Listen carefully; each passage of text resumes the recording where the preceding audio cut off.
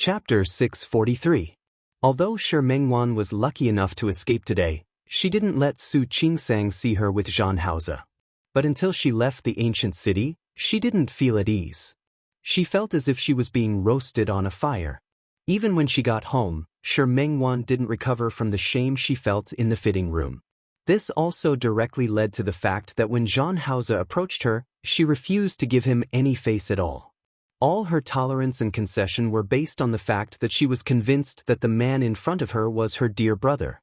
But if this dear brother was no longer the young man who protected her wholeheartedly and was no longer the dear brother in her heart, should she continue to persevere?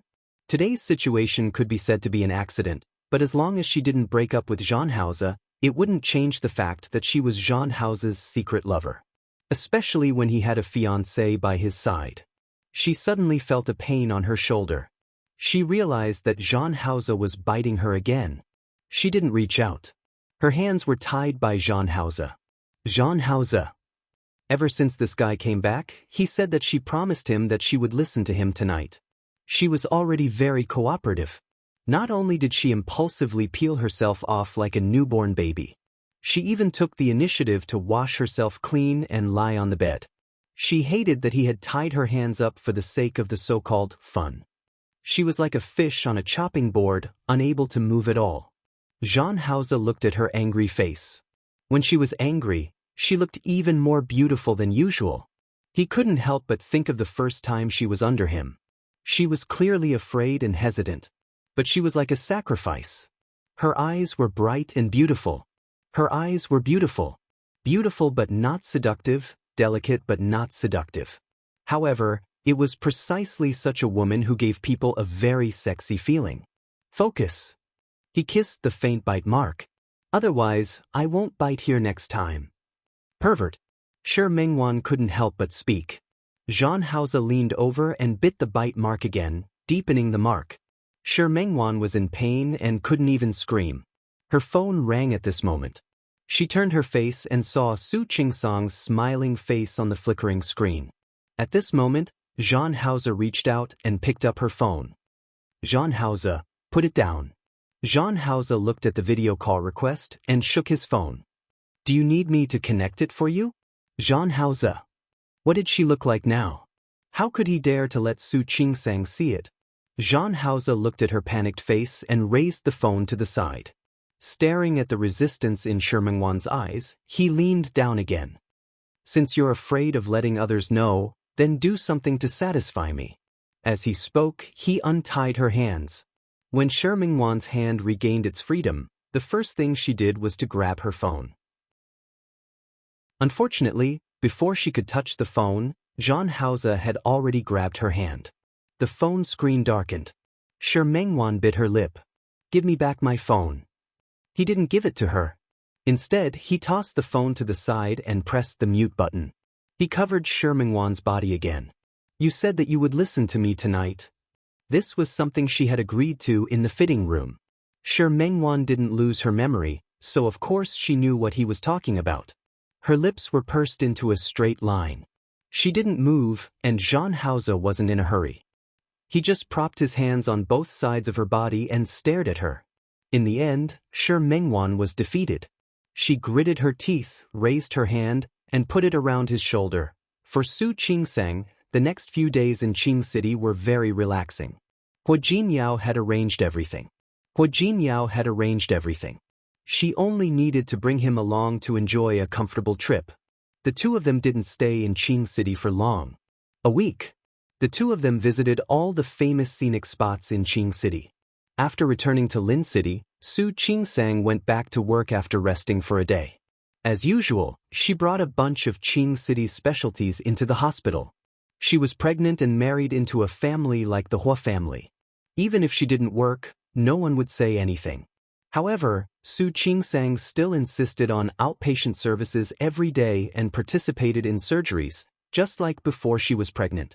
She was highly praised in the hospital for this. In fact, in a big environment like China, almost all doctors in first-tier cities didn't leave the front line for minor injuries. However, because Su Qingsang was Hua Jinyao's wife, people felt that it wasn't easy for her to do this. As Su Qingsang's belly grew bigger, It became more and more stable. The morning sickness was gone. There was still some nausea, but at least her appetite was good. During this period, Lu Tongjia often brought Auntie Zhou over to make soup for Su Qingsang or invited her back to the old mansion for dinner. Li Qianxue also flew to Rong City twice to see her. Every time she came, she brought big and small bags. As Su Qingsang's belly grew bigger and bigger, the things they bought began to be used for the baby. The 2 baby rooms that were specially cleaned up were already filled with things sent by the elders. Hua Jinyao almost didn't go out to socialize anymore. When he was free, he would go home. When he was free, he would accompany Su Qingsang for a walk and talk to the child in her stomach. Ever since Su Qingsang's last fetal movement, he especially liked to talk to the child in her stomach. Every time, he would introduce himself very solemnly, saying that he was the father, so that the children would remember his voice. Su Qingsang didn't know whether to laugh or cry, but she also felt very touched. More than 3 months had passed, and Su Qingsang had already been pregnant for 8 months. Because she had a month off this year, the new year was a little later than usual. When Su Qingsang was 8 months pregnant, her belly was already very big. Not to mention Hua Jinyao, even Sun Huiya told her not to go to work anymore. She had stopped doing surgeries a long time ago. Her belly was too big, and there was no way for her to stand on the stage. She still accepted outpatient services, but as the month got older, Su Qingsang's belly became bigger than the average pregnant woman. Sun Huiya tried her best to arrange some easy work for her. Seeing that it was almost the spring festival, Hua Jinyao discussed with the elders of the Hua family and asked Su Qingsang to apply for leave directly. Su Qingsang didn't object. She picked a day and asked the driver to send her to the hospital to go through the leave procedures. Hua Jinyao was especially worried about her now, but she was very insistent, so he could only let her go. He only asked her to finish the procedures and go home quickly. Su Qingsang sometimes thought that Hua Jinyao was very funny. Where could she go with a big belly? She wasn't someone who would mess around with herself. She asked the driver to accompany her, finished the procedures and went home. From now on she would officially rest. Su Qingsang, who was on leave, was asked by old Master Hua to move back to the old mansion. Firstly, it was convenient to take care of her. Secondly, the place was bigger and the environment was better. It was more suitable for nurturing the fetus. Su Qingsang didn't refuse this time. Hua Jinyao had to work during the day. Although Auntie Yu was at home, she was pregnant with twins after all. The situation was different. If she had to give birth early, there would be more people at the old mansion. Su Qingsang thought that she wouldn't be used to it, but after moving here, she realized that she wasn't uncomfortable. Every morning she would be very sleepy and often couldn't get up. When she moved here, no one would wake her up. After eating, she would read in the garden for a while. Although she didn't go to work, she still had to master the skills that she should master and learn. The winter in Rong City was very cold. If she wanted to go out for a walk, she had to wrap herself up like a ball. Lu Tongjia was very worried about her. Every time she wanted to go out for a walk, she had to accompany her. Later, she felt that it wasn't enough to follow her alone, so she brought Xiao Xia and Xiao Jiang to follow her. Su Qingsang wore a thick down jacket and walked on the path outside the Hua family's old mansion. Looking at Lu Tongjia holding her hand, she couldn't help but laugh. "Mom, I'm only 8 months pregnant. It's still too early to give birth. You don't have to be so nervous." "I'm not nervous." Although Lu Tongjia said that, she held her hand quite tightly. "Let me tell you, although this road is flat, you still have to be careful when you walk. If you ask me, you shouldn't take a walk. Just stay at home. Look at how cold it is." Su Qingsang didn't object to her concern, but she said, "I'm a doctor. Walking properly will help with the delivery. And you know it's not good for pregnant women to stay at home all the time." "You're a doctor. If you say so." Lu Tongjia couldn't refute her words. With a daughter-in-law who was a doctor, she felt that her previous experience with pregnancy was completely useless. "But why did I hear that twins can't walk all the time?" "Mom, pregnant women's physiques are different, so the situation is naturally different. This needs to be treated differently. Don't be too nervous." "How can I not be nervous?" You're not having one, you're having two. Lu Tongjia even emphasized her tone. Su Qingsang couldn't help but laugh. Mom, strictly speaking, it's actually easier to have two than one. After all, the fetus can't be as big as a single fetus. When she went for a prenatal checkup last time, Sun Huiya also said that her children were all normal, but not particularly big. If possible, she suggested that it was better for her to give birth naturally. It was also good for her body's recovery. Su Qingsang understood these principles. If possible, she hoped that she could give birth naturally. If it wasn't allowed to go smoothly, she would let Sun Huiya perform the surgery. As the Spring Festival approached, the atmosphere of the Hua family became more and more intense. Su Qingsang had nothing to do, so she stuck Spring Festival couplets and hung window flowers. Because Old Master Hua was around, these traditional customs were carried out every year in the Hua family. When she was putting up the couplets, Su Qingsang suddenly thought of Xiang Kaiping. Last New Year, she was with Xiang Kaiping. At that time, she already knew that she wasn't her mother, but she planned to treat her as her biological mother. However, she didn't expect those things to happen later. She knew that Li Qianxue wouldn't like her to visit Xiang Kaiping. Her belly was getting bigger and it wasn't convenient for her to go out. When Hua Jinyao returned home, she told him and asked someone to send something over to Xiang Kaiping.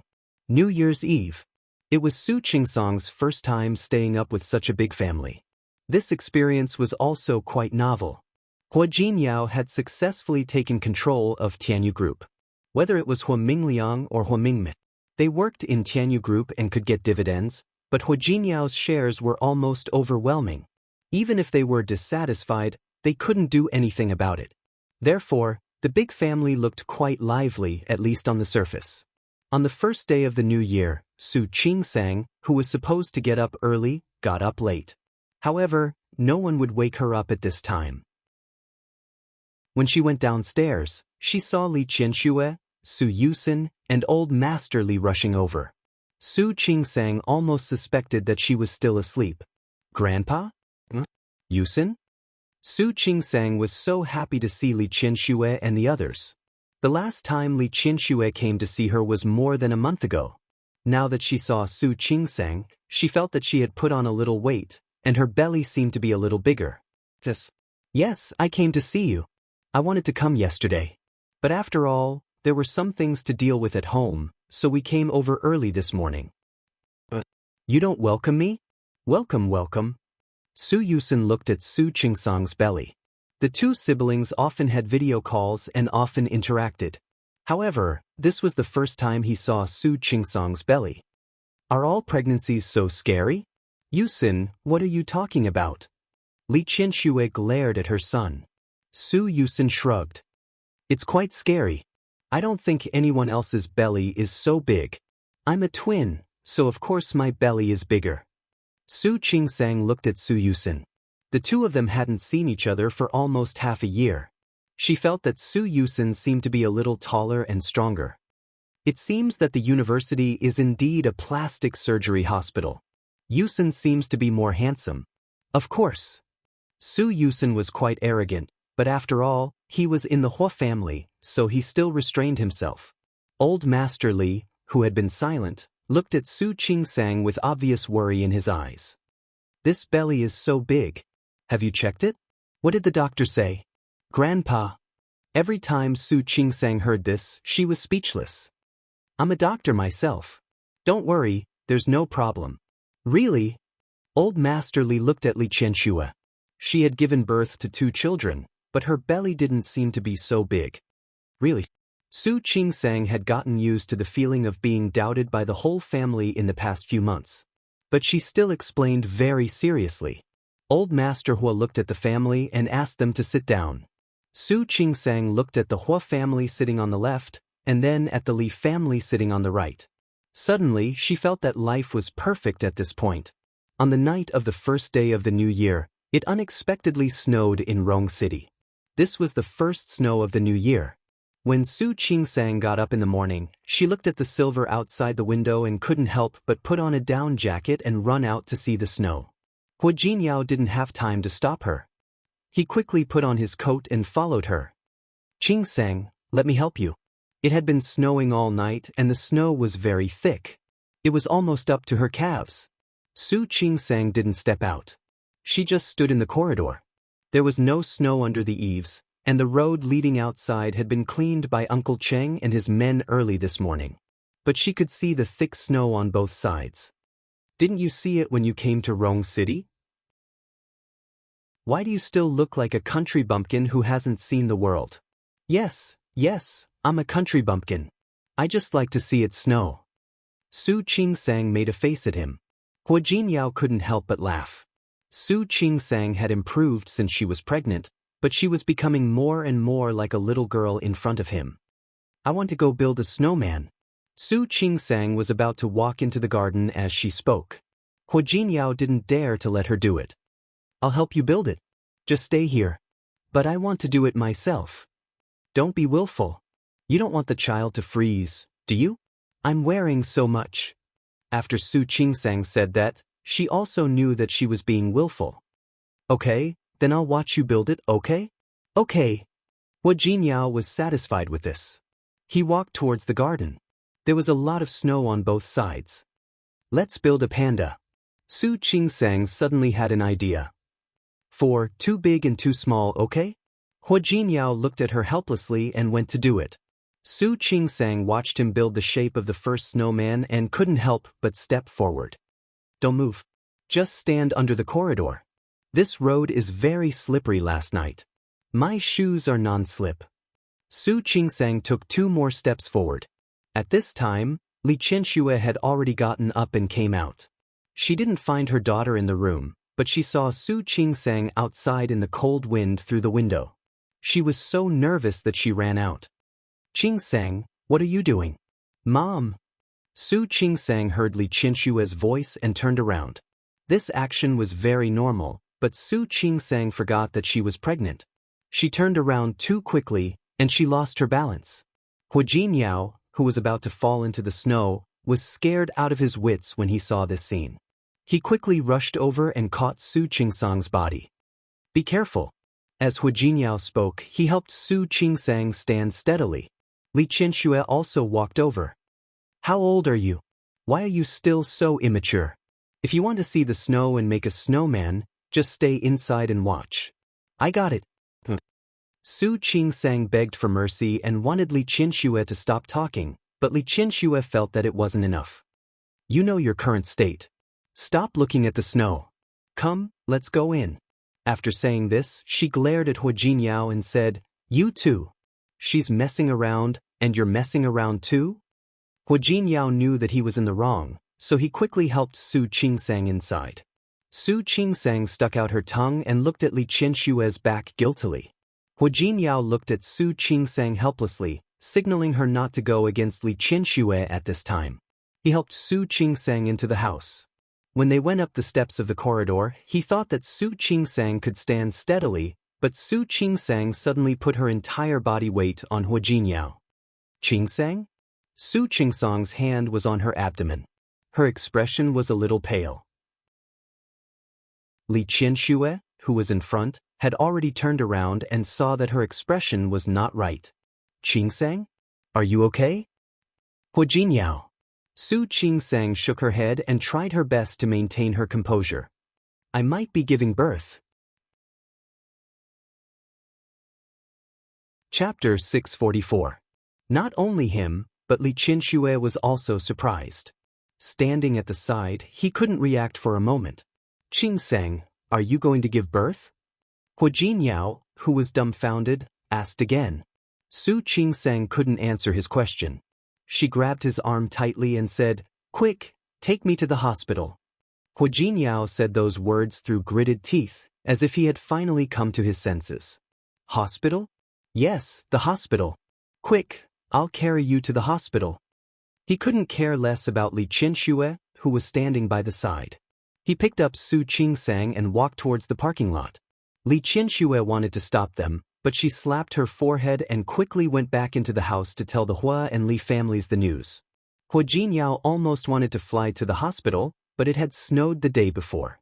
No matter how hard he tried, he had to consider the road conditions. Unable to increase his speed, he became more and more nervous, especially when he saw Su Qingsang's pale face. What do you think? Qingsang, are you in pain? Bear with it. It won't take long. Although it was said to be fast, it was impossible to drive fast on this snowy road. Su Qingsang only had a stomachache. She knew that she was still far from being able to live. Seeing Hua Jinyao's pale face, she still tried to comfort him. Hua Jinyao, you forgot one thing. What? You didn't bring the delivery bag. The delivery kit had been prepared at home, but Hua Jinyao had only been focused on taking her to the hospital and hadn't brought it with him. Then what should we do? Hua Jinyao didn't even dare to slam on the brakes and slowed down the car. His face was full of anxiety. What should we do? Don't be so nervous. Don't worry, my mom will bring it over. Now you just have to concentrate on driving. Mr. Hua Jinyao focused on driving again, but he couldn't help it. From time to time, he would turn his face to look at Su Qingsang. Su Qingsang's stomach hurt. In order to distract herself, she took out her phone and called Sun Huiya. She told her that she might be in labor. He was relieved when he got Sun Huiya's confirmation that she would rush to the hospital immediately. He hung up the phone and looked out of the car window. It snowed in Rong City, and the whole city was covered in silver, like a fairy tale world. The pain in her abdomen began to intensify. She adjusted her breathing and tried to calm herself down. Hua Jinyao rushed to the hospital as soon as possible. Hua Jinyao often came to the first hospital, and so did the obstetrics and gynecology department. But he had never been so anxious and flustered in this place before. He ran all the way with Su Qingsang in his arms. Sun Huiya lived close to the hospital, so she had already arrived. In addition to Sun Huiya, there were also Deputy Chief Shen Lingyun, Yang Lu, Ling Fei, Li Ting, and some experienced doctors. Su Qingsang was pregnant with twins. If possible, she wanted to give birth naturally. However, they had to examine Su Qingsang first. Sun Huiya arranged for Su Qingsang to do some basic checkups, and Hua Jinyao accompanied her the whole time. After the examination, Sun Huiya and Su Qingsang looked at the various data together. Qingsang, you're doing well. Try to have a natural birth. Su Qingsang was a doctor herself, so she didn't need Sun Huiya to say anything. She cooperated with her the whole time. Soon, the rest of the Hua family arrived. Old Master Hua, Hua Mingguang and his wife. And the Li family. Li Qianxue looked at Su Qingsang, her eyes full of worry. Qingsang? How are you? Would it work? Why don't we cut it open? Li Qianxue didn't care about anything else. She only wanted her daughter to be fine. Su Qingsang was actually really in pain, but Li Qianxue's concern made her feel warm and a little helpless. Dr. Sun said that the situation is very good. I can give birth on my own. Don't try to persuade me. But, Mom, don't worry. I'm a doctor myself. I know what's best. I won't joke around with my body. Then, I want to go in with you. Mom, don't accompany me. Grandpa is still here. Don't you want to accompany Grandpa? Don't worry, Director Sun and Director Shin are very experienced. They have also delivered many twins. There's no problem at all. Don't worry. No matter how worried Li Qianxue was, she could only choose to believe Su Qingsang. Su Qingsang planned to go into the delivery room. She had been there many times. Every time, she gave birth to someone else's child. This was the first time she went in to give birth herself. Qingsang. Hua Jinyao went forward and held her hand. Qingsang, how are you? Does it still hurt? Can you give birth on your own? Is there a problem? Will it be dangerous? I often see on TV that it's difficult to give birth. Why don't you listen to your mother and have a C-section? Are you scared? Su Qingsang's question was a joke. It was the first time she had seen Hua Jinyao so incoherent and nervous. She was joking, but Hua Jinyao nodded very seriously. I'm so scared. Su Qingsang was stunned for a moment. Hua Jinyao held her hand tightly. I'm really scared. Qingsang, you'll be fine, right? Of course. It was the first time Su Qingsang had seen Hua Jinyao so panicked. Her stomach was hurting, but because of his reaction, she felt that the pain wasn't as intense as before. Director Sun is here. Don't worry. Everything will be fine. Su Qingsang looked at Hu Jinyao's state. She had originally wanted him to accompany her into the delivery room, but looking at him now, she gave up. Just wait outside. No. Hu Jinyao was very determined. I want to go in with you. Are you sure? Su Qingsang was quite calm. Actually, you don't need to go in with me. Be it Chief Sun or Chief Shin, they were both very experienced doctors. With them here, I'll definitely be fine. I want to go in with you. Hu Jinyao was very persistent. Su Qingsang nodded. Then don't cause any trouble later. I promise I won't. Hu Jinyao raised 3 fingers and promised. However, when he really entered the delivery room, Hu Jinyao realized that his promise seemed to have been made too early. Su Qingsang was very calm. This calmness was even calmer than when she was on the operating table. She slept on the delivery bed and listened to Sun Huiya's instructions. Later, when I tell you to use force, you can use force. Okay. Su Qingsang was in so much pain that her face turned pale. However, Hu Jinyao's face was even paler than hers. Honey, if you're in pain, you can bite my hand. Hu Jinyao grabbed her hand very tightly. It was obvious that he was very nervous. In contrast to his nervousness, Su Qingsang was calm. Why would I bite your hand for no reason? Aren't you in pain? I can bear it. Don't bear it. You'd better bite me. Su Qingsang took a deep breath. Hu Jinyao, calm down. Don't forget that I'm a doctor. Oh. Hu Jinyao watched as her face became paler and paler, her breathing became heavier, and the sweat on her forehead increased. Honey, are you really not going to bite me? Sun Huiya had already started to prepare for the delivery.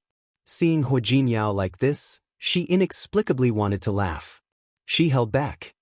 Shut up. Su Qingsang glared at him. Don't speak. Qingsang, you can start using force now. Su Qingsang began to use force. She didn't scream like an ordinary pregnant woman. That wouldn't help, and it would also cause her to lose strength. When Sun Huiya told her to use force, she used force. When she told her to relax, she relaxed. Very good, that's it. Come, take a deep breath and use force. Su Qingsang was using force, but she felt that Hu Jinyao's breathing was getting heavier and heavier. Sweetheart. Hu Jinyao had never felt so weak in his 31 years of life as he did today. He held Su Qingsang's hand tightly. Why isn't the child out yet? Su Qingsang didn't have the time to talk to him. She finally realized that letting Hu Jinyao in was a mistake. I can already see the head. Qingsang, don't be distracted. Use force. Hu Jinyao became more and more nervous. Su Qingsang could even feel that her wrist was about to turn red from his pinching. She was in great pain. Not only did it hurt below, but it also hurt above. Hu Jinyao, let go of me. She gritted her teeth and said, but her voice was too soft. Hu Jinyao didn't hear her at all. His attention was completely attracted by Sun Huiya's words. Qingsang, did you hear that? The child is coming out? Su Qingsang didn't want to talk to him anymore. She wanted to break free from his hand and use force. She felt something coming out of her body. It's coming out, it's coming out. It's a boy. Congratulations. Sun Huiya carried the child out, and Hu Jinyao's grip tightened. Qingsang, did you hear that? It's coming out, it's coming out. Su Qingsang didn't want to talk to him anymore. She had ears. She could hear it herself. What? She heard the sound of the child crying. However, she didn't have time to relax. Her stomach hurt even more. She had been in pain for too long, so long that she couldn't hold on any longer. Sun Huiya's expression was solemn. She placed her hand on Su Qingsang's stomach and looked at Su Qingsang's pale and exhausted face. Qingsang, you can't relax. There's another one in your stomach. Hu Jinyao's happiness didn't last for more than 10 seconds. Sun Huiya's words made him nervous. There's another one? Yes. Sun Huiya had also delivered twins before. She had a lot of experience. Qingsang, you should rest for a while. Take a rest first. We'll start exerting ourselves later to give birth to the other child. Okay. Su Qingsang was weak. She had already exhausted most of her strength just now. Now, she really didn't have any strength. Ling Fei took the warm water that she had prepared early in the morning and gave it to Su Qingsang. She took 2 sips and closed her eyes to rest. Qingsang, you can't fall asleep. Sun Huiya was afraid that she would fall asleep. Wait a minute. I'll help you check the condition of the other child now. Su Qingsang couldn't say anything. She could only nod weakly. Hua Jinyao looked at her current state and felt extremely sorry for her. He held Su Qingsang's hand tightly. He had no intention of looking at the child that had just been born. Qingsang, listen to me. The position inside isn't very good right now, but don't be nervous. Let's work hard together. Su Qingsang had no strength left. She looked at Sun Huiya and nodded silently. Sun Huiya's expression was solemn. Giving birth to twins naturally was a relatively difficult thing. It required both children to be in a normal position with their heads down. But now that one child was out, the other child's arm was exposed first. She and Shun Lingyun looked at each other and saw the solemn look in each other's eyes. Su Qingsang really didn't have any strength left. The pain in her stomach was even worse than before. It was as if a knife was constantly stabbing her abdomen, and the pain even made large drops of sweat fall from her forehead. Sun Huiya placed her hand on her abdomen, trying to artificially adjust the position of the fetus. Su Qingsang was in so much pain that her body twitched. Hua Jinyao felt that he was about to faint. He couldn't care about the child at all. All his attention was on Su Qingsang. Qingsang? Qingsang, how are you? Are you okay? Su Qingsang couldn't respond to him. She was in so much pain that she didn't have any strength at all. Director Sunday, child, can you turn around? He gritted his teeth and asked these 2 questions. Then he met Sun Huiya's solemn face. I'm trying to help you adjust the position of the fetus. Don't be nervous. You're also a doctor. You know that this is normal. Su Qingsang had checked the information before. If some twins had a natural birth, it would take a long time before they could be born. In the past, almost none of the twins that she had delivered had a natural birth. They were all delivered by cesarean section. Since she had planned to have a natural birth, it wouldn't be as easy as a cesarean section. She closed her eyes to rest. She was extremely sleepy, in pain, and tired. She almost couldn't hold on any longer. When she was a doctor, she knew that pregnancy and childbirth were very difficult, but she didn't expect it to be so difficult. Qingsang, wake up. Don't sleep. She heard Sun Huiya's voice in a daze. Not only him, but Hua Jinyao's voice was also heard. She wanted to open her eyes, but it was very difficult. She couldn't open her eyes at all. Her body hurt so much that she didn't even have the strength to open her eyes. Qingsang, wake up. The child is coming out. You have to cooperate with me. Qingsang? Qingsang, she heard people calling her, but she couldn't open her eyes. She was so tired, as if she had lost all her strength. At this moment, Su Qingsang was no longer the calm and rational doctor. She knew that there was another one in her stomach, but she was too tired and had no strength. Qingsang? Qingsang. Hua Jinyao looked at the pale and powerless Su Qingsang. He realized that he couldn't wake her up no matter how hard he tried. He was terrified and looked at Sun Huiya. What should we do? Dr. Sun? Qingsang can't wake up now. Why don't we perform a C-section on her? We can't do it now. Sun Huiya's expression was more serious than before. The child's head has already fallen down and is stuck at the entrance of the uterus. At this time, we can only wake her up and let her give birth to the child by herself. Qingsang, did you hear that? Qingsang, wake up quickly. Hua Jinyao had never been as panicked as he was at this moment in his life. He was panicking and at a loss. He didn't know what to do. He held Su Qingsang's hand tightly and kept kissing her sweaty cheek. Qingsang, wake up. We still have a baby. Don't sleep. Try harder. Don't sleep, okay? Su Qingsang couldn't hear it, or perhaps she could, but she couldn't wake up. She just felt tired. She felt very tired, very tired. She didn't have any strength, let alone giving birth. Qingsang? Qingsang? Sun Huiya's expression was rather ugly. She reached out to pinch Su Qingsang's philtrum. Qingsang, wake up. Try harder. Wake up. Just once. Wake up. Su Qingsang felt noisy and tired. Some things didn't matter to her, but when it really happened to her, it was often a doctor who didn't treat himself. In fact, her previous performance was already quite good, but she was pregnant with twins. Qingsang? Hua Jinyao called her a few times, but he couldn't wake Su Qingsang up. His heart became more and more flustered. He held her hand, bent down, and placed her hand on his face. He leaned down and looked at Su Qingsang, who had her eyes tightly closed and was exhausted. Qingsang, I beg you, wake up. Listen to me. There's something I've never told you. Don't you want to know what it is? Su Qingsang heard it, but she was really too tired and in too much pain. She didn't have the strength. Qingsang. Hua Jinyao kissed her cheek a little hard. He wasn't even afraid of hurting her. He wanted her to wake up. Qingsang, I love you. He kissed her forehead, her eyelids, the tip of her nose, and her lips. Looking at Su Qingsang, who didn't react, Hua Jinyao felt his eyes start to sting and swell. Qingsang, did you hear that? I love you. I really, really love you. He didn't see Su Qingsang's brows move slightly.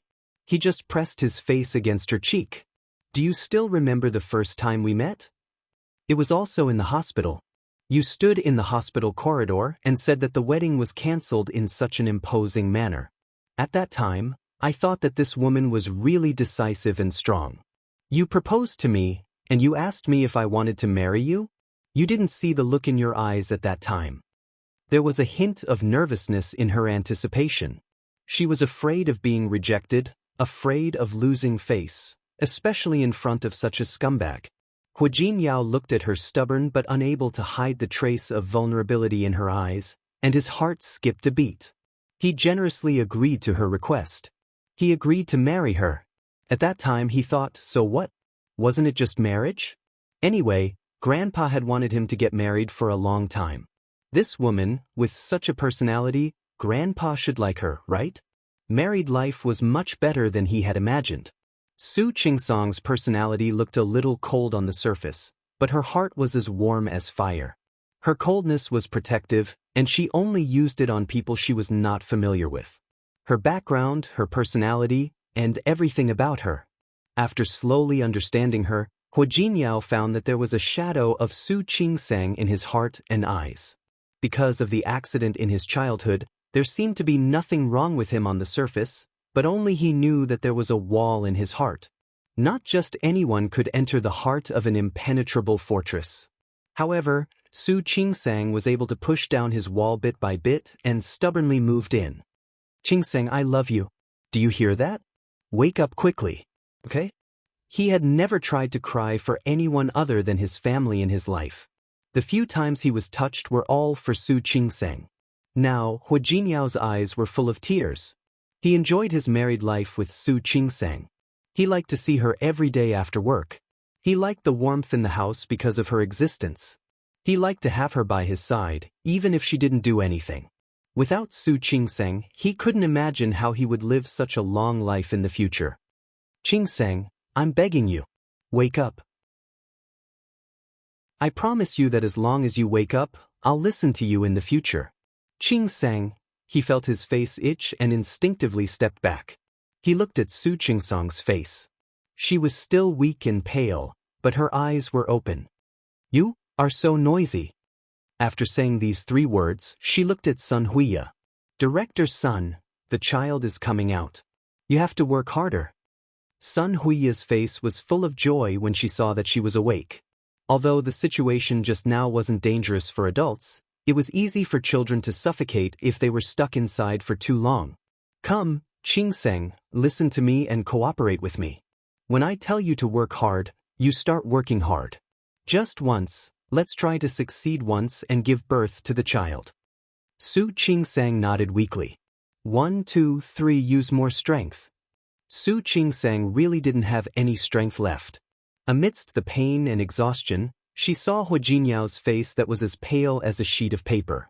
She suddenly raised her hand and gently stroked his hand. Hua Jinyao grabbed her hand and pressed it tightly against his face. Hua Jinyao. Su Qingsang squeezed out those words with all her strength. I love you too. After saying this, she used all her strength.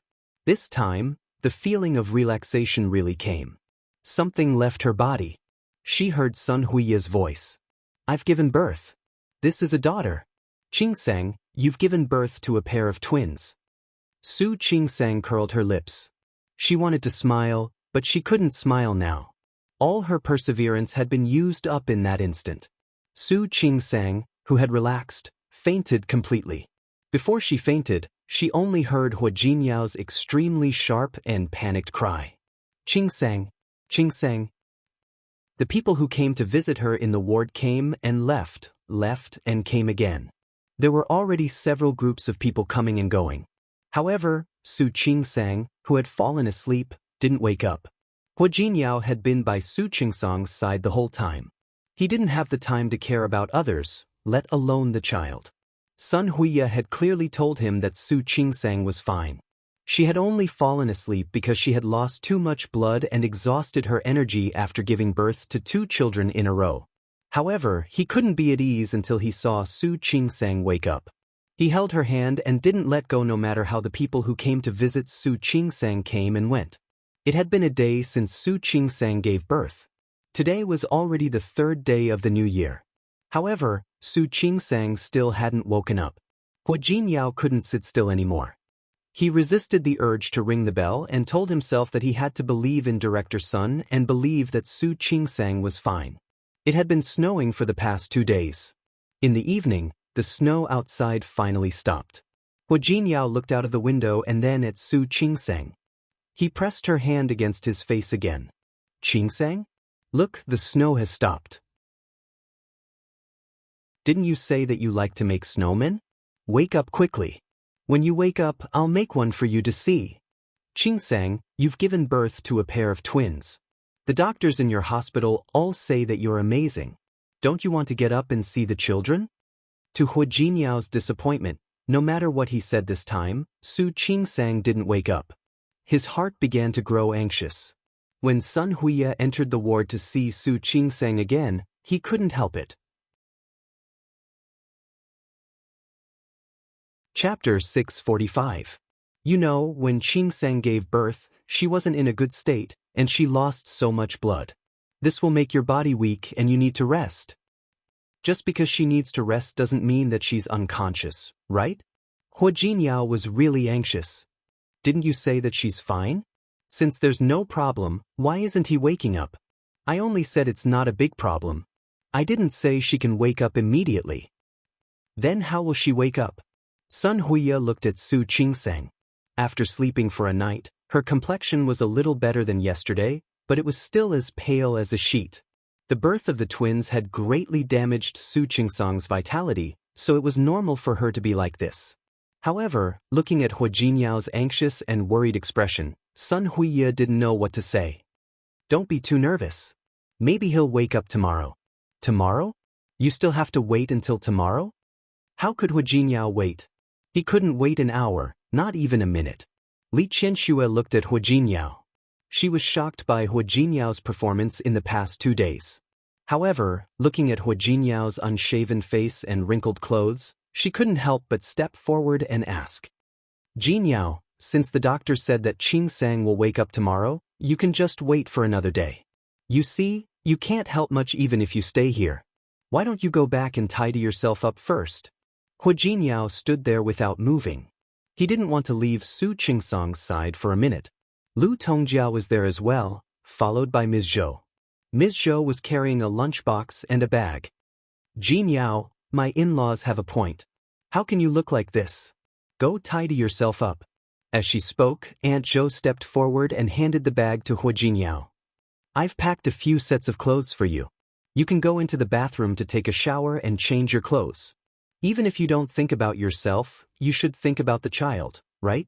How are you going to meet the child later when you're in such a mess? Hua Jinyao looked at Lu Tongjia, then at Li Qianxue, and finally at Su Qingsang, who was still asleep. He gave up and went into the bathroom to change. Li Qianxue and Lu Tongjia looked at each other. Both of them were worried. By right, she had already given birth and rested. Why hasn't he woken up after a day? Hua Jinyao took a shower and soon came out. After changing his clothes, he looked more energetic. As soon as he came out, he sat in front of Su Qingsang's bed, his eyes full of worry. Li Qianxue and Lu Tongjia were the only two elders in the ward. Old Master Li Hua Jinyao and the others had accompanied him for the whole day and most of the night. In the end, he couldn't take it anymore and went back to rest.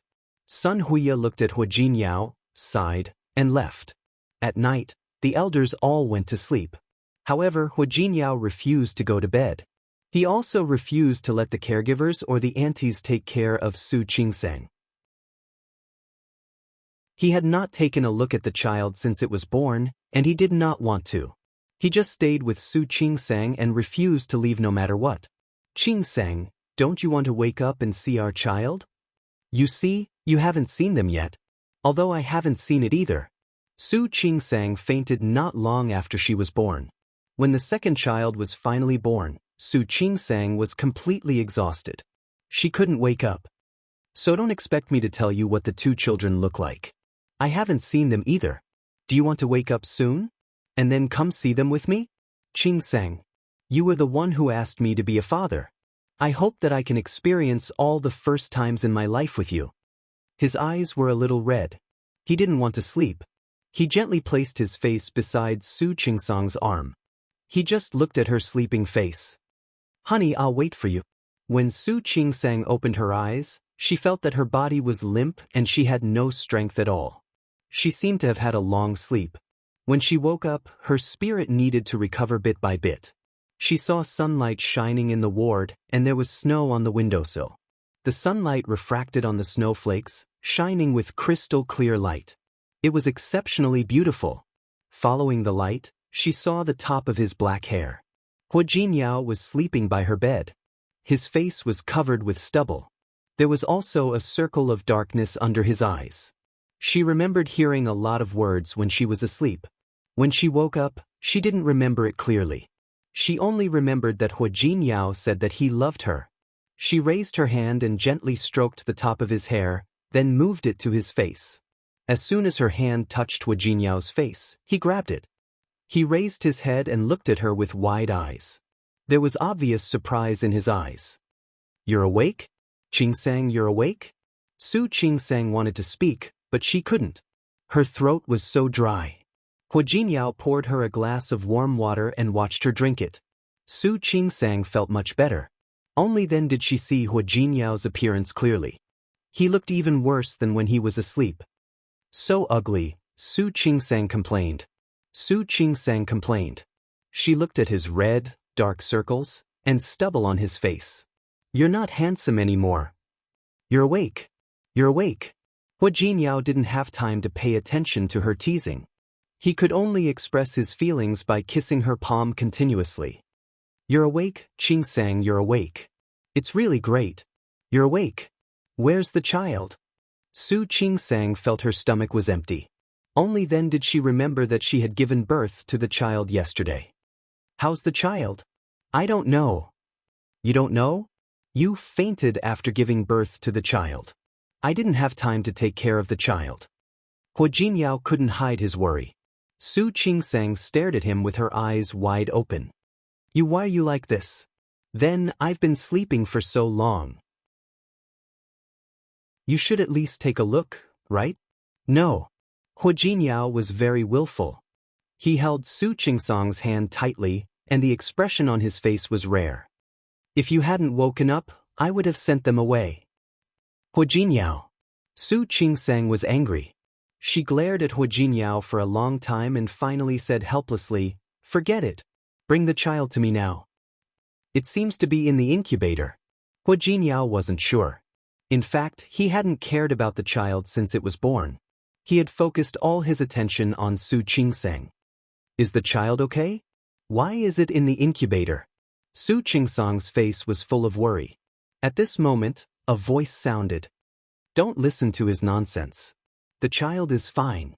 The eldest went back to the nursery for observation yesterday, and the second is still in the incubator. Don't worry, everything is normal. I only let it stay in the incubator to ensure that it's safe. Mom. Su Qingsang saw Li Qianxue coming.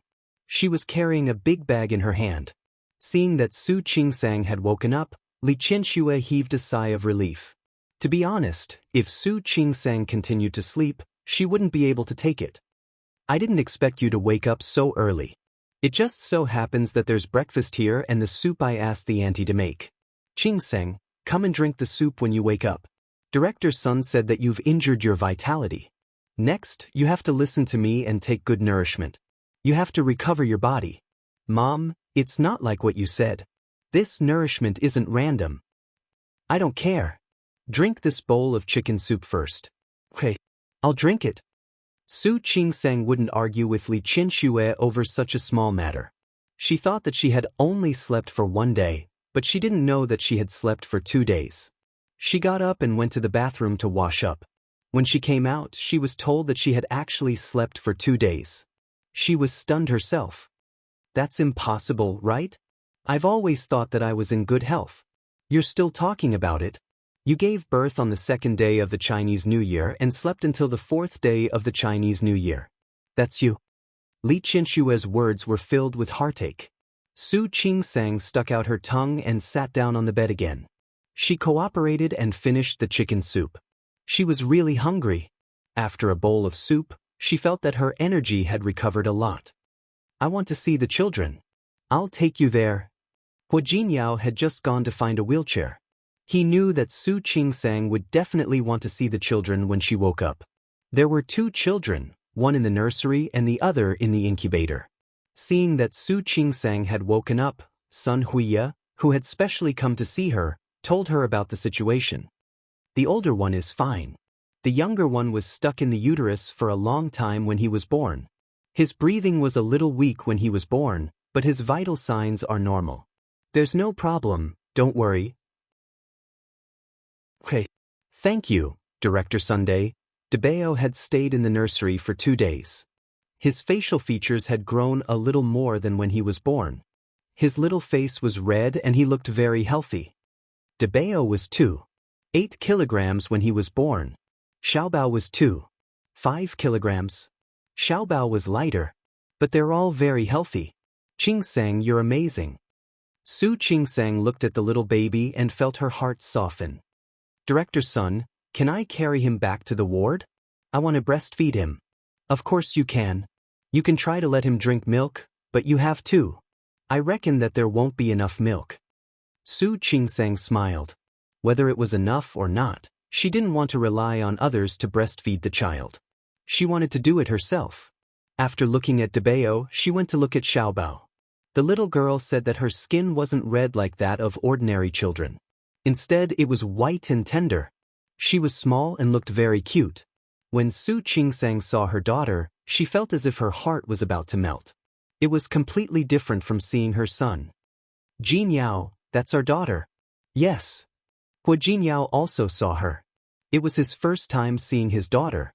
Her small face and tightly closed eyes. She slept there and didn't need to do anything, but Hua Jinyao could feel that his life was complete. He bent down and hugged Su Qingsang tightly. Wife, thank you. Only then did he truly feel that he had become a father.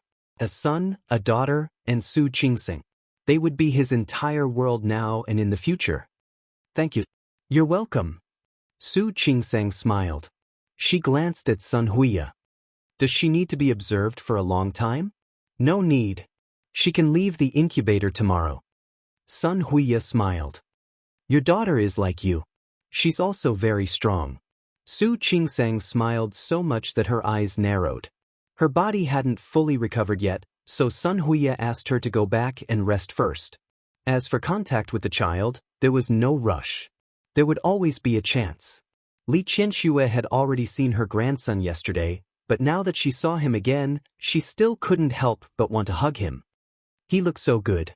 He looks like Hua Jinyao when he was young. Lu Tongjia looked at the child from the side. Now that he had grown a little, his facial features were even more obvious. I think his eyebrows and eyes look a little like Qingsang's. He's so young and you can tell who he looks like? Su Yusen, who had rushed over, glanced at the little baby and clicked his tongue. Why do I feel like no one looks like him? How can you say that? Li Qianxue couldn't help but pat her son on the head. What nonsense are you talking about? It's true. Only you guys can tell who he looks like. I can tell. I think he looks like me.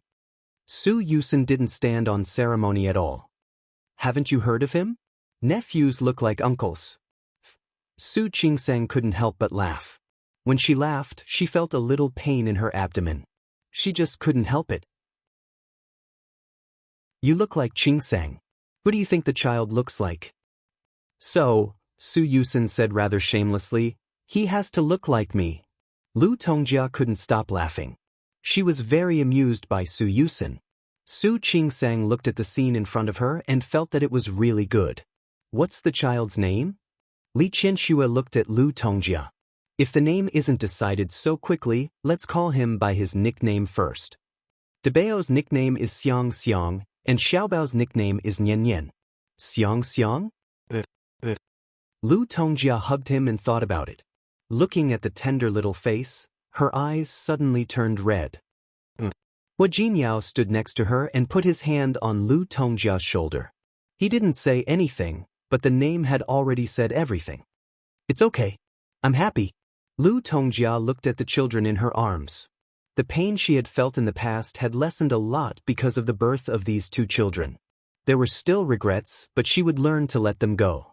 People always had to look forward. A day later, Su Qingsang had mostly recovered. Because it was a natural birth, she was discharged from the hospital after observation. Following her out of the hospital were two adorable, fair, and delicate babies. When they returned home, old Master Hua, who had wanted to celebrate, could only suppress his excitement under Su Qingsang's stop. The children were still young. It was indeed not good for there to be too many people coming and going. They could only wait until the full moon. But even if they couldn't celebrate, old Master Hua's joy was obvious. The relatives of the Hua family also knew. Other than those who had gone to the hospital before, many people came to see the twins. Of course, not everyone could see them. Su Qingsang was upstairs with the children. They weren't very familiar with her. They only knew that Su Qingsang had given birth to a pair of twins, but they couldn't see the two children. If Su Qingsang was alone, she wouldn't be able to take care of the two babies.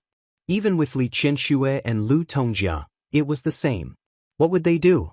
The Hua family hired 2 nannies and 2 aunties to take care of the 2 babies. Li Qianxue took advantage of the New Year's holiday to stay. Every day, she looked at her grandchildren and felt her heart soften. After the 7th day, Su Yusen and old Master Li returned to Lin City first. Li Qianxue continued to stay, wanting to spend a few more days with her daughter.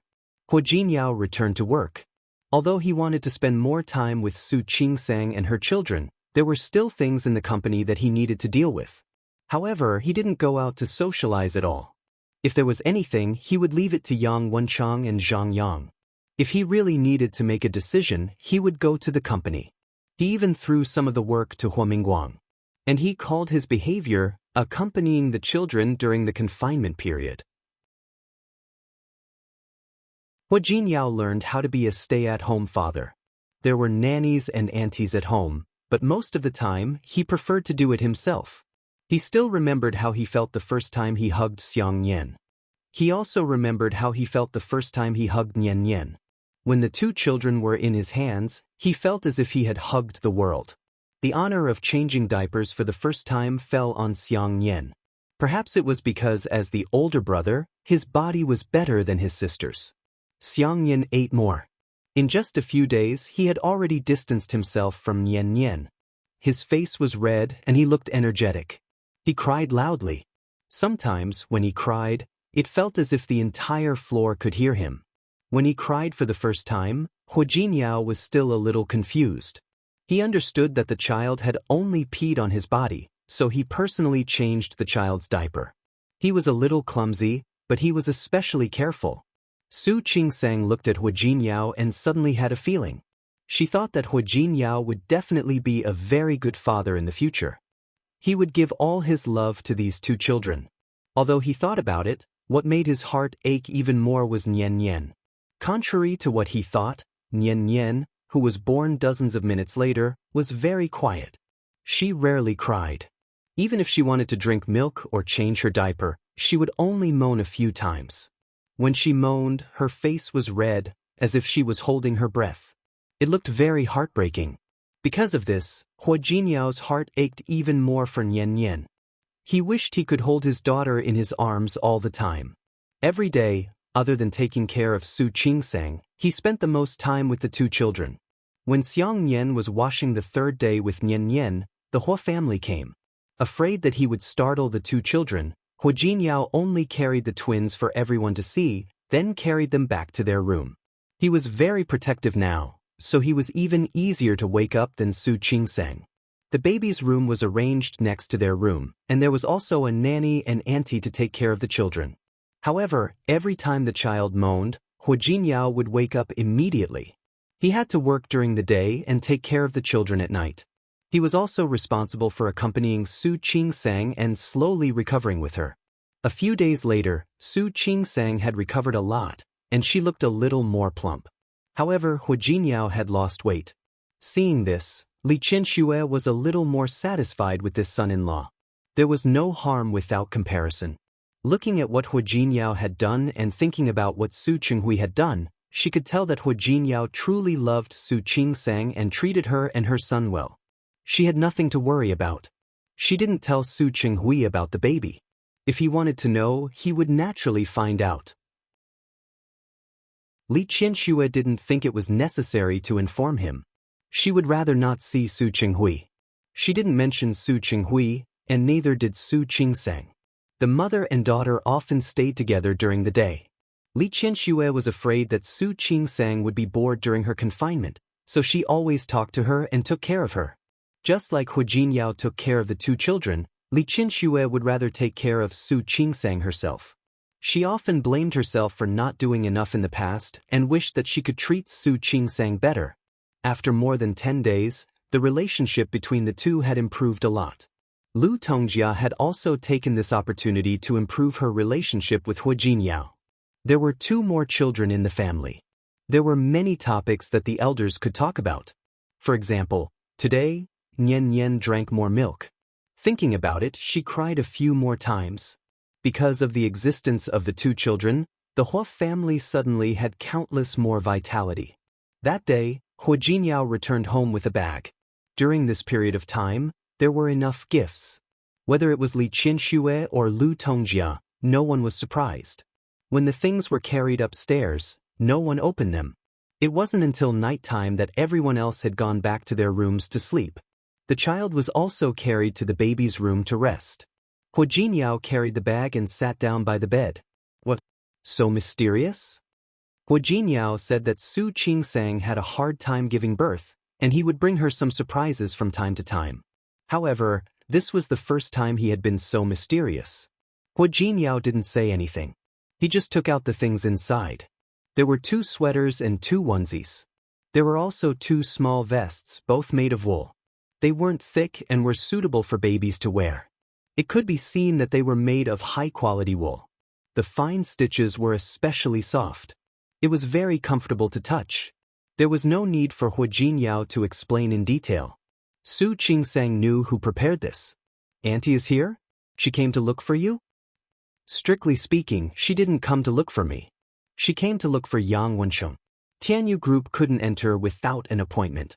Xiang Kaiping didn't intend to disturb Hua Jinyao and let people know that she had a relationship with Hua Jinyao. She went to Tianyu Group, found Yang Wensheng and gave him this. Yang Wensheng had helped Hua Jinyao deal with many things in the past, so he naturally knew Xiang Kaiping. She said that she speculated that the 2 children should be about to be born during this period of time.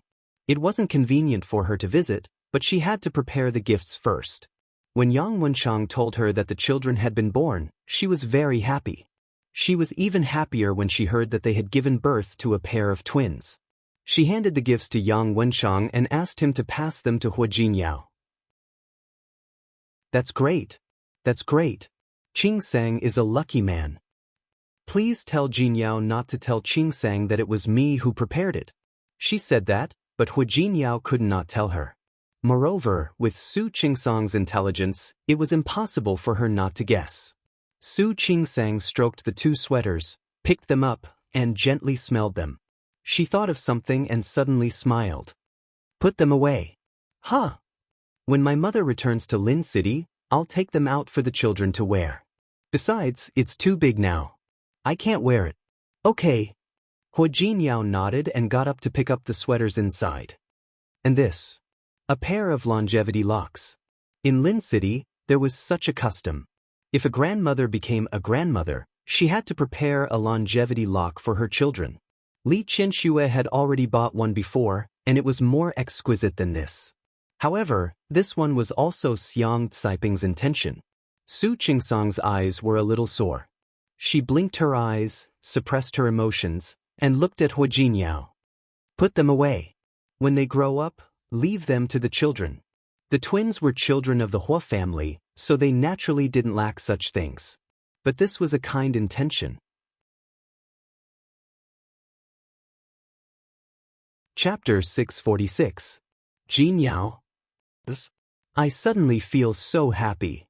Hua Jinyao hugged her and smelled the faint milky fragrance on her body. Ever since she gave birth, her body was full of motherly radiance. I feel very happy too. Su Qingsang pressed her face against Hua Jinyao's chest. A long time ago, she had always thought that she was a pitiful little girl. An illegitimate daughter, no one doted on or loved her. Therefore she could only love herself. Now, she suddenly felt that maybe she had been wronged in the past 20 years, so she was twice as happy in the future. Su Qingsang thought of what she could do for Xiang Caiping. If Su Peijian can change after she gets out, let's not care about her anymore. She knew what Xiang Caiping cared about the most, and the only thing she could give her was not to destroy what she cared about the most. Of course, the premise was that Su Peijian lived up to her expectations and didn't mess around anymore. I promise you.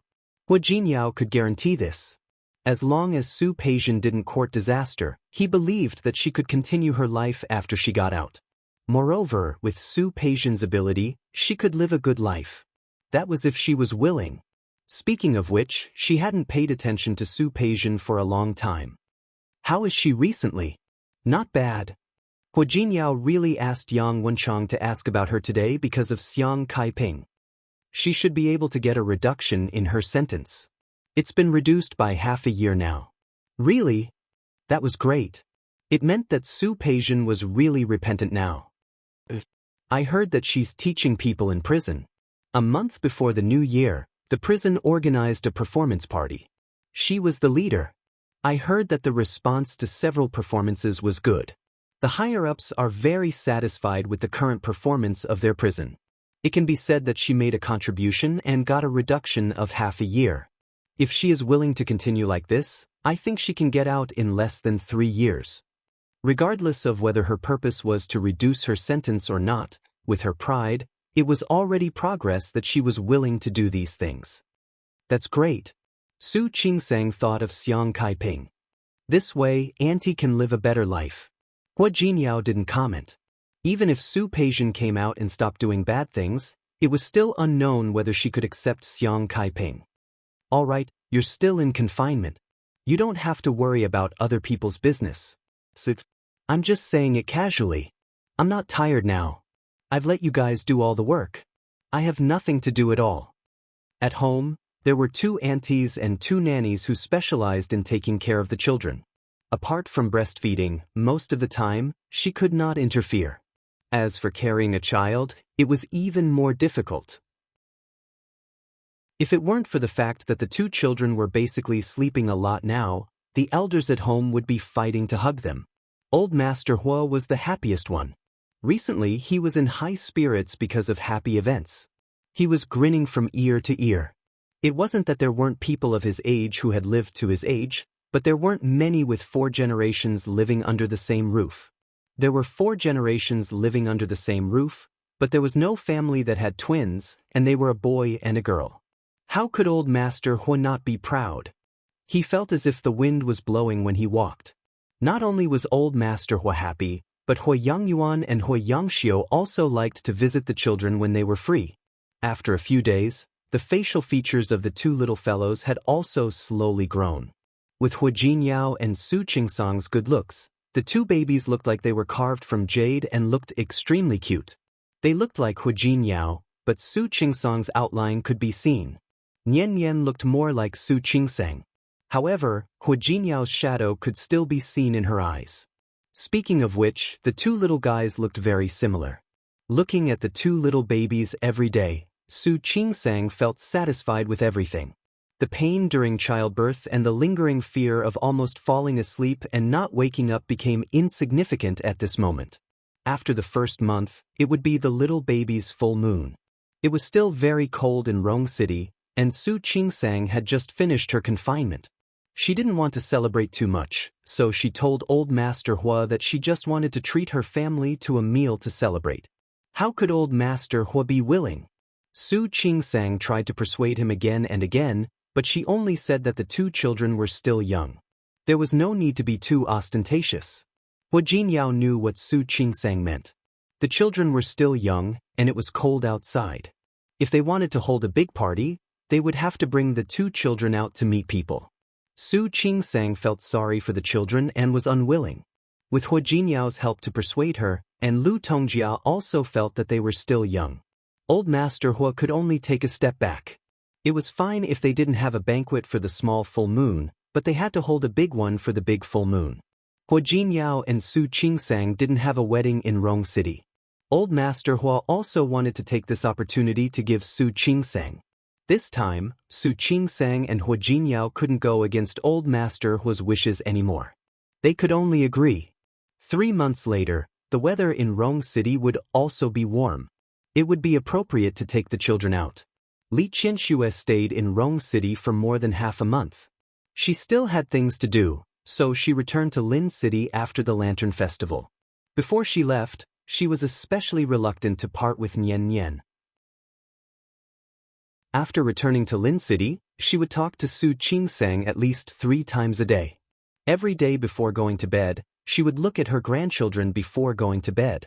As Nian Nian grew up, her facial features combined the advantages of Huijin Yao and Su Qingsang. Unexpectedly, the more they looked, the more similar they became. Although they looked alike, their personalities were completely different. As Nian Nian grew up, his voice became louder and louder.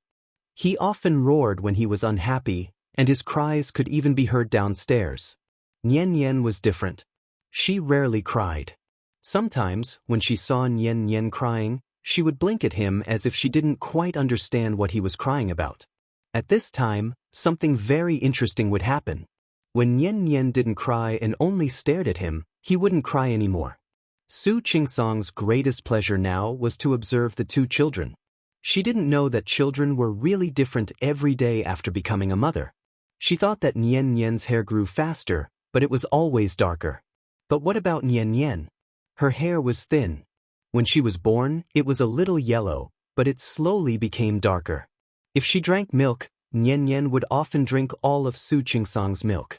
When Nian Nian wanted to drink it, it was gone. At this time, she would feel especially wronged, but she wouldn't cry. She would just look at him like that. Su Qingsang's heart melted. Next time, she would feed Nian Nian first. But after thinking about it, she didn't want to. When he made a fuss, it would be very loud. Sometimes, Su Qingsang would wonder who this child looked like. Why was he so good at making a fuss? She heard from Lu Tongjia that Huijin Yao was quite sensible when he was young. He was obedient and easy to take care of. He didn't even need to wake up at night. How did he turn into a little devil in Xiang Xiang? Su Qingsang had no choice but to gulp down the milk soup. She was afraid that 2 babies wouldn't be enough. Even so, Nian Nian still drank milk powder. When the little guy held the milk bottle in his mouth, he looked extremely pitiful. At first, he refused to drink the milk from the bottle no matter what. Later, he was so hungry that he barely drank 2 mouthfuls. After trying a few more times, he knew that he wouldn't be able to drink his mother's milk. In the end, he finally accepted the fact that he could only get the milk bottle. His resistance was a little less. Every time this happened, Su Qingsang felt both amused and helpless. There was nothing she could do. Nian Nian's physique was a little weaker than Nian Nian's. She really couldn't blame him for being biased. Even Huijin Yao had the same thought. Boys have to be raised a little rougher. Isn't it just that he doesn't have milk to drink? He has such a bad temper. When he grows up, see how I'll deal with him. Although that was what he said, every time the child cried, he couldn't wait to immediately pick him up and coax him. Su Qingsang couldn't be bothered to expose his tough words and soft heart. Anyway, the child was his. When the time came, he would really deal with him ruthlessly. Time slowly passed by more than 2 months. Soon, it was the 100th day of the two little guys' lives. Because Old Master Hua said that they wanted to hold a big party, the Hua family had 100 tables in the largest hotel in Rong City. They invited all the people who were friends with the Hua family, their business partners, and their distant and close relatives. Xiang Xiang and Nian Nian, who were already 100 days old, now looked like two little dolls in a New Year's painting. They were pink and tender, and especially likable. It wasn't the first time Xiang Xiang had gone out. He had gone out for a vaccination and a checkup at the hospital. However, it was the first time he had seen so many people. He wasn't afraid of strangers at all. He just rolled his eyes and looked around. If anyone reached out to hug him, he was willing to let them hug him. He smiled at whoever hugged him. Nian Nian wasn't afraid of strangers, but she didn't seem to like to interact with others. She was only willing to let her family hug her and didn't want anyone else. Finally, when she saw Hua Jinyao in a suit and tie, she immediately turned her head and kept looking at him. Nian Nian liked Hua Jinyao very much.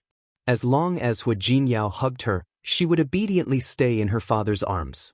Seeing that there were so many people, no matter who came, she didn't want to bother with them. She just buried her face in Hua Jinyao's arms. The others were fine, but Hua Jinyao's group of childhood friends had all come. Wan Xianying loved to play, and Tang Mohan was also very lively. The group of people looked at the two little babies with envy and jealousy. Xiang Xiang was fine. He was willing to be hugged by anyone. Nian Nian couldn't do it. She refused to let anyone hug her. She would change her face the moment someone hugged her. Hua Jinyao couldn't bear to let them hug her either. The rules were that they could only look at her and not hug her. This little girl has such a bad temper. Wan Xianying clicked his tongue, but his eyes were filled with envy. Jinyao, I think your daughter is so cold and aloof. I don't know which kid will be able to catch up to her in the future. Tang Mohan looked at Hua Jinyao's two treasures with envy. To be honest, among these childhood friends, Hua Jinyao was the luckiest one. He went to open a branch office somewhere else, and he came back with a wife. It wasn't a big deal to marry a wife. The key was that his wife wasn't an ordinary person. Look at how she gave birth to 2 children in one go. She had both a son and a daughter. What nonsense are you talking about? Hua Jinyao now treated his daughter like a pearl. When he heard Tang Mohan's words, he was unhappy. What kid? I'll destroy whoever dares to have any ideas about my daughter. Nonsense again. Su Qingsang couldn't stand it anymore. Will you be happy if no one wants your daughter when she grows up? How can no one want my daughter? Hua Jinyao retorted. I'm just saying that I won't let them have any ideas about my daughter. Yes. You can raise her at home for the rest of her life. I'll raise her for the rest of her life. It's not like I can't afford to raise her. Su Qingsang face-bombed. She had begun to understand Hua Jinyao's daughter complex over the past few days. Jinyao, don't be so stubborn. Li Junxing teased. Maybe if your daughter doesn't get married a few years later, you'll still rush her. Absolutely not. Hua Jinyao couldn't bear to part with her. I can't bear to hand my daughter over to those brats. Su Qingsang laughed and didn't want to talk to this person. How old was Nian Nian now? Why was he thinking so far ahead? Sure enough, when Li Junxing and the others heard Hua Jinyao's words, their eyes were filled with ridicule. Wan Xianying stepped forward and patted Hua Jinyao on the shoulder. I regret not getting married earlier. Otherwise, I would have had a son. When I grow up, I'll chase after your daughter. Don't be in a hurry. It's not too late for you to have a child now. Cheng Xianyun watched the show and didn't mind the matter getting bigger. Hurry up and work hard. Xianying isn't the only one who can work hard. I can say that about me too. Tang Mohan joined in the fun. I'll hurry up and get married. When the time comes, we'll get married when we're kids. Get lost. Hua Jinyao didn't continue the conversation. All of you, stay away from my daughter. The group of people laughed. It could be seen now. In the future, Hua Jinyao would definitely be a daughter lover. He wouldn't be able to run away from being a protective maniac. The banquet began, and old Master Hua went on stage to speak. He was very happy today. At this age, he had everything. He liked to see the family prosper. Today, I'm sure everyone knows why I've invited all of you here. I'm not talented, but I'm indebted to everyone for taking care of me in Rome City all these years. Thank you for coming. He was being polite, but no one really thought that he had anything to take care of the Hua family. Everyone knows that this burden has to be passed down from generation to generation. What is passed down? It's people. Here, I want to thank my granddaughter-in-law first. Thank her for bringing such a cute pair of twins to our Hua family. Thank her for going through so much hardship so that I can be promoted to be your great-granddaughter. I once said that my grandson, Hua Jinyao, as a man, the most insightful thing in his life is to marry a good wife. At this moment, there was laughter below the stage. Old Master Hua waved his hand and continued, my granddaughter-in-law, Su Qingsang, is not only a good partner of Hua Jinyao, but also a good daughter-in-law of the Hua family. Now, the Hua family has a pair of twins. As an old man, I don't have much to give. I'll give my granddaughter-in-law 2% of the shares of the Tianyu Group under my name. How much was the market value of the Tianyu Group? 2% of the shares was quite shocking. With these shares, Su Qingsang could enter the board of directors in the future. All the guests present immediately looked at Su Qingsang, who was holding the child. She didn't expect such a thing to happen, so she couldn't help but glance at Hua Jinyao. Hua Jinyao's reaction was to pinch her palm, indicating for her to calm down. No. Why would I want the shares? Su Qingsang said in a low voice. Hua Jinyao smiled at her. Grandpa gave it to you, so just take it. Don't worry. If you feel that it's too hot, you can give it to the two children in the future. While they were talking, old Master Hua had already told them about the gifts for the twins. There were 2 properties under his name, plus 2 funds worth more than 10 million yuan. Jinyao, isn't Grandpa giving too much? They were still 2 children. They didn't know anything and didn't know anything. So what if he gave it away? Don't think too much about it. Since these things are from Grandpa, just take them. But Su Qingsang wasn't timid. She looked around. Almost all the relatives of the Hua family were here today. To be honest, she really wasn't used to old Master Hua being so high profile. It wasn't just old Master Hua. Hua Mingguang and Lu Tongjia both expressed their feelings after the birth of their children. The 2 little guys were still so young, but their assets were already quite astonishing. Most importantly, old Master Hua gave these things to Xiang Xiang and Yan Yan. Hua Jinyao didn't only have one brother. He was the only one. But what about Hua Mingliang and Hua Mingmei? There were other people there. Although they weren't married yet, they would get married sooner or later, and they would have children sooner or later. Old Master Hua was so high profile that other people would probably be jealous if they saw it. Silly. Hua Jinyao leaned over. You're worth it, and so are the children. Su Qingsang knew that she couldn't change old Master Hua's mind. She looked at Hua Mingguang's family at the other table. Hua Yifan was still in prison, and Hua Yang and Hua Manzi were sitting with their parents. Of course, they couldn't cause any trouble on such an occasion. However, their expressions couldn't be considered happy. Ignore them. As if he knew what she was thinking, Hua Jinyao held her hand tightly.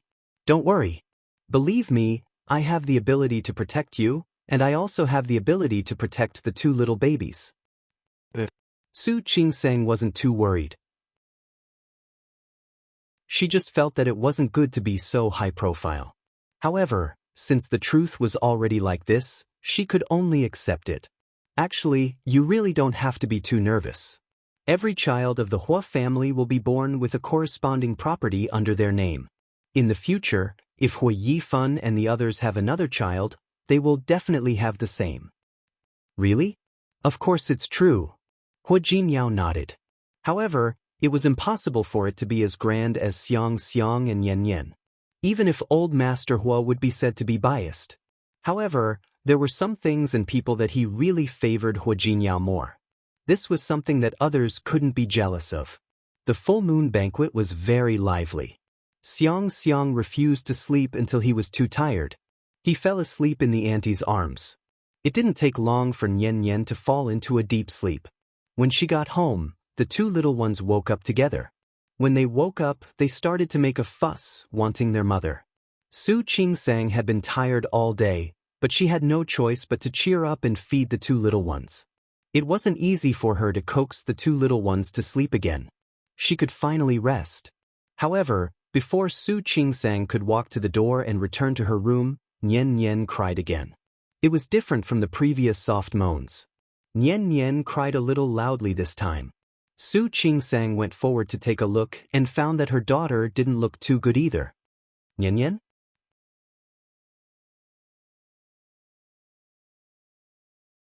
Chapter 647.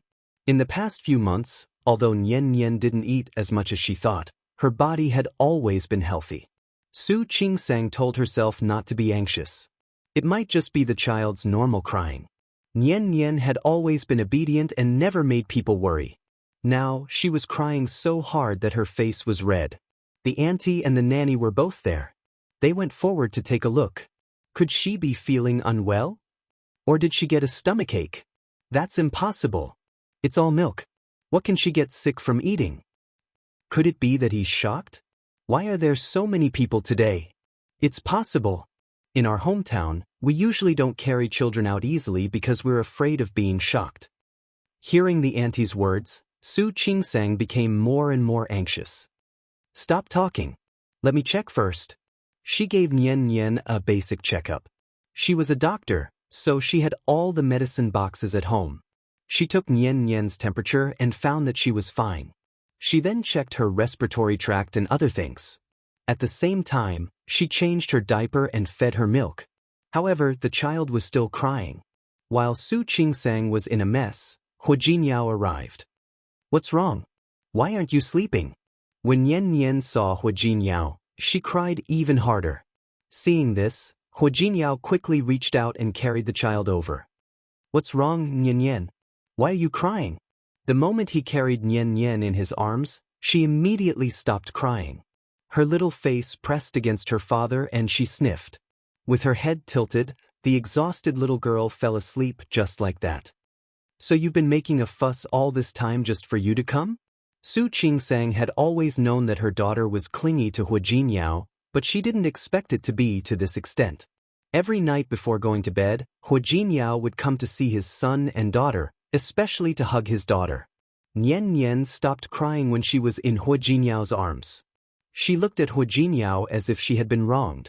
Hu Jinyao hugged Nian Nian and gently patted her back, coaxing her to sleep in a low voice. Su Qingsang stood not far away and watched this scene. Even though she had seen this scene many times in the past 3 months, it still didn't stop Su Qingsang from feeling warmth in her heart. Hu Jinyao was really a good father. In fact, he didn't need to coax her for too long. Before long, she fell asleep in Hu Jinyao's arms. Hu Jinyao waited until his daughter fell asleep before he gently placed her on the small bed. Hu Jinyao told the housekeeper and the maid to be careful, then held Su Qingsang's hand and went back to the room. Not bad. Mr. Hua. As soon as they entered the room, Su Qingsang was not stingy with her compliments. You're becoming more and more like a stay-at-home dad. Thank you for the compliment. Su Qingsang shook her head with a smile and thought of something else. Speaking of which, your daughter is really clingy to you. It was just that he didn't go to see his daughter before going to bed like before. How could she cry like that? Jealous? Hu Jinyao put his arms around her waist and teased her. Yeah, I'm jealous. How could Su Qingsang not be jealous? I tried to coax my daughter for a long time, but I still couldn't coax her. You made her obedient as soon as you took action. I gave birth to this daughter. Of course I'm jealous. Su Qingsang was exaggerating. In fact, during this period of time, Nian Nian had gotten used to being hugged and coaxed by her father for a while before she fell asleep. Hu Jinyao picked Su Qingsang up and made her look at him. Okay, then I'll start coaxing you now, okay? Okay. Su Qingsang nodded and raised her head to look at Hu Jinyao. How are you going to coax me? Like this? As he spoke, he kissed Su Qingsang's lips. Su Qingsang hooked her arms around his neck and took the initiative to kiss his lips. However, when Hu Jinyao's hand moved down, she grabbed his hand and left his arms. She stepped back a little. I'll go take a shower. After a tiring day, she was covered in sweat. It's okay, let's shower together. He reached out to hug her again. Su Qingsang glared at him, then quickly left his arms like a loach. After entering the bathroom, Su Qingsang looked at herself in the mirror with mixed emotions. In the past 3 months, because of giving birth, she had gained a lot of weight before giving birth. Although her figure had recovered a little after giving birth, she looked even more voluptuous than when she hadn't been pregnant. When she took a shower, she stood in front of the mirror and looked at herself. Su Qingsang pinched the small circle on her lower abdomen that hadn't been completely eliminated in time. She looked a little depressed. What's wrong? Hu Jinyao, who had just entered the door, saw Su Qingsang looking at herself in the mirror. The expression on her face definitely couldn't be considered happy. Hu Jinyao. Su Qingsang wasn't usually such a lack of confidence.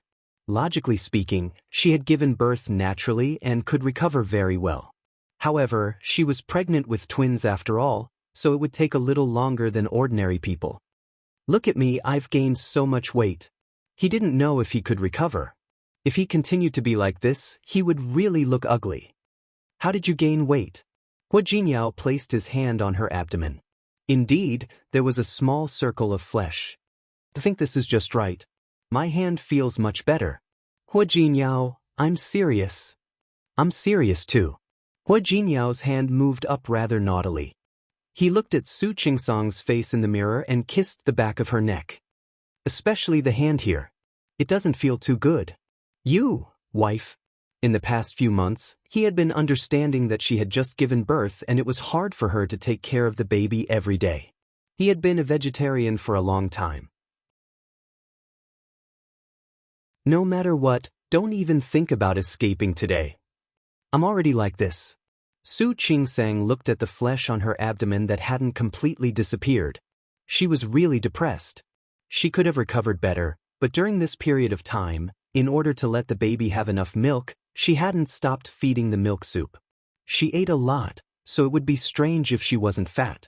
She even despised herself for being like this. Hu Jinyao looked at her, turned her body around, and looked at her very seriously. Wife, in my heart you're the most beautiful. What's more, Hu Jinyao stroked her abdomen and looked at her figure, which was indeed much fuller than before. You became like this because of me. Do you think I would despise you? Su Qingsang didn't say anything. No woman could really not care about her appearance, but Hu Jinyao's words undoubtedly made her extremely happy. Hu Jinyao, are you serious? Wife, I will definitely try my best to prove it to you today. He stood up, easily picked her up, and walked to the bathtub. You're even more attractive to me than before you had a child. The annual Christmas was here again. Today was a little special. It was Su Qingsang's 3rd birthday after her marriage to Hu Jinyao, and it was also her 2nd birthday. After all, her birthday was written as the 26th. Last year, Hu Jinyao had planned to celebrate Su Qingsang's birthday, but Su Qingsang was pregnant and couldn't move freely. He wanted to take her out to play, but he couldn't. This year, there was a chance. Hu Jinyao helped Su Qingsang apply for leave in advance. Then he handed the 2 children to Lu Tongjia and Hua Mingguang. The winter in Rong City was getting colder, but Hu Jinyao was very excited. He brought Su Qingsang to the airport early in the morning. Where are we going? On the way to the airport, Su Qingsang was still a little hesitant. How many days are you going to take me? Xiang and Yen. Before she became a mother, she really didn't think she would have such a mentality. But ever since she became a mother, as long as she was away for a little longer, she would start to miss her 2 children. Every day when she went to work, she would hug her 2 babies for a long time before leaving. It was even more so when she came back at night. Under such circumstances, Su Qingsang really couldn't bear to part with Xiang and Yen. Wife. Hu Jinyao held her hand tightly. I know you can't bear to part with your 2 children, And I can't bear to part with them either, but we need some private time. No matter how reluctant he was, he didn't want to let Su Qingsang suffer. His son was very important to him, and his daughter was also very important to him. But Su Qingsang was more important. But, no buts. If I can bear to let go of Nian Nian for a few days, you should also learn to let go and miss Nian Nian for a few days. Su Qingsang's lips moved, but in the end she could only listen to Hua Jinyao. When they arrived at the airport, they didn't go to the waiting room. Instead, they took the VIP passage and went straight to the boarding gate. Hua Jinyao wasn't in a hurry to get on the plane. Instead, he held Su Qingsang's hand through the huge glass wall. Actually, the gift I want to give you is here. So I want to bring you to take a look. What? What gift would be at the airport? Look carefully. Hua Jinyao pointed outside, and Su Qingsang followed his finger. There was a plane parked there. There were cyan cloud patterns on the white fuselage. Following the long cloud patterns, she saw 3 very eye-catching words on it. Qingsang? It's for you. Hua Jinyao hugged her waist and pressed his chin against her neck. Do you like it? Su Qingsang blinked. Even though she had received many gifts over the years, she had never thought that she would receive a plane one day. You, Hua Jinyao, aren't you exaggerating? I'm not exaggerating. Hua Jinyao didn't think he was exaggerating. Wife, with this plane. Next time, you can fly wherever you want. For example, if you want to go to Lin City to see your mother, you just need to call Wenchang and ask him to arrange it. You can go back to see your mother at any time. That was too exaggerated. Su Qingsang turned to look at him. She was in a state of complete shock. Let's go. Where to? Didn't I say to go to Lin City to see your mother? Hua Jinyao told her his plan. We'll go to see your mother first and stay in Lin City for a few days. Then we can fly to the Maldives or the Aegean Sea. You see, we'll go wherever you want to go. By the way, I bought 2 small islands in the Pacific Ocean. Why don't I take you to see them? Stop. Su Qingsang interrupted him. How many days do you plan to take me away? It doesn't matter how many days. Believe me, Mom and Dad will definitely take good care of the 2 little babies. So, you really don't have to worry too much. Su Qingsang wasn't worried, but she couldn't bear to part with them. Ever since the 2 children were born, they had never been separated from her for a day. Besides, don't you miss your mother? Yes. Li Qianxue often flew to Rong City to see the 2 babies when she was free. Not only would she come, but Su Qinghui would also come. But coincidentally, Li Qianxue and Su Qinghui seemed to have a tacit understanding. Except for the time when the children were born and when they were 1 month old, the 2 of them almost didn't meet. Every time Li Qianxue was about to leave, Su Qinghui would come. Sometimes, when Su Qinghui was about to leave, Li Qianxue would come. The reason for this was, of course, because Li Qianxue didn't want to meet Su Qinghui, so she would ask clearly every time. After spending more time together, their relationship naturally became closer. Speaking of which, the last time Li Qianxue came to Rong City was more than a month ago. Su Qingsang really missed her a little. And Shi Mengwan, you said you wanted to see her last time. Did you forget? I didn't forget. Then let's go. Go spend time with your mother and then spend time with your grandfather. See Shi Mengwan and your former colleagues. Then, we'll find another place to fly to and play. Su Qingsang couldn't argue with him. She also knew that in the past year, from her pregnancy to childbirth to the birth of the child, she really hadn't had a good time to relax. Now that she was doing this, she could just treat it as a vacation. Speaking of which, this was her first time taking a private plane. It was indeed as comfortable as she had seen on TV. There was not only a living room, a meeting room, a study, and 2 bedrooms on the plane. Su Qingsang sat on the sofa and looked at the wings outside. There were also 3 words on it, Qingsang. This was her plane, a gift from Hua Jinyao. It was a wonderful feeling. She had never thought that she would one day have a plane. Hua Jinyao. Thank you. Honey, you never have to say thank you to me. Hua Jinyao held her hand and said very seriously. I want to thank you. Thank her for appearing in his life. Thank her for bringing him a different life. Thank her for loving him. Thank her for fulfilling his life. Hu Jinyao. The moment the plane soared into the sky, Su Qingsang hugged Hu Jinyao's waist. I love you. Honey, I love you too. The Qingsang plane took the two of them to another city. It also witnessed the love between the two of them.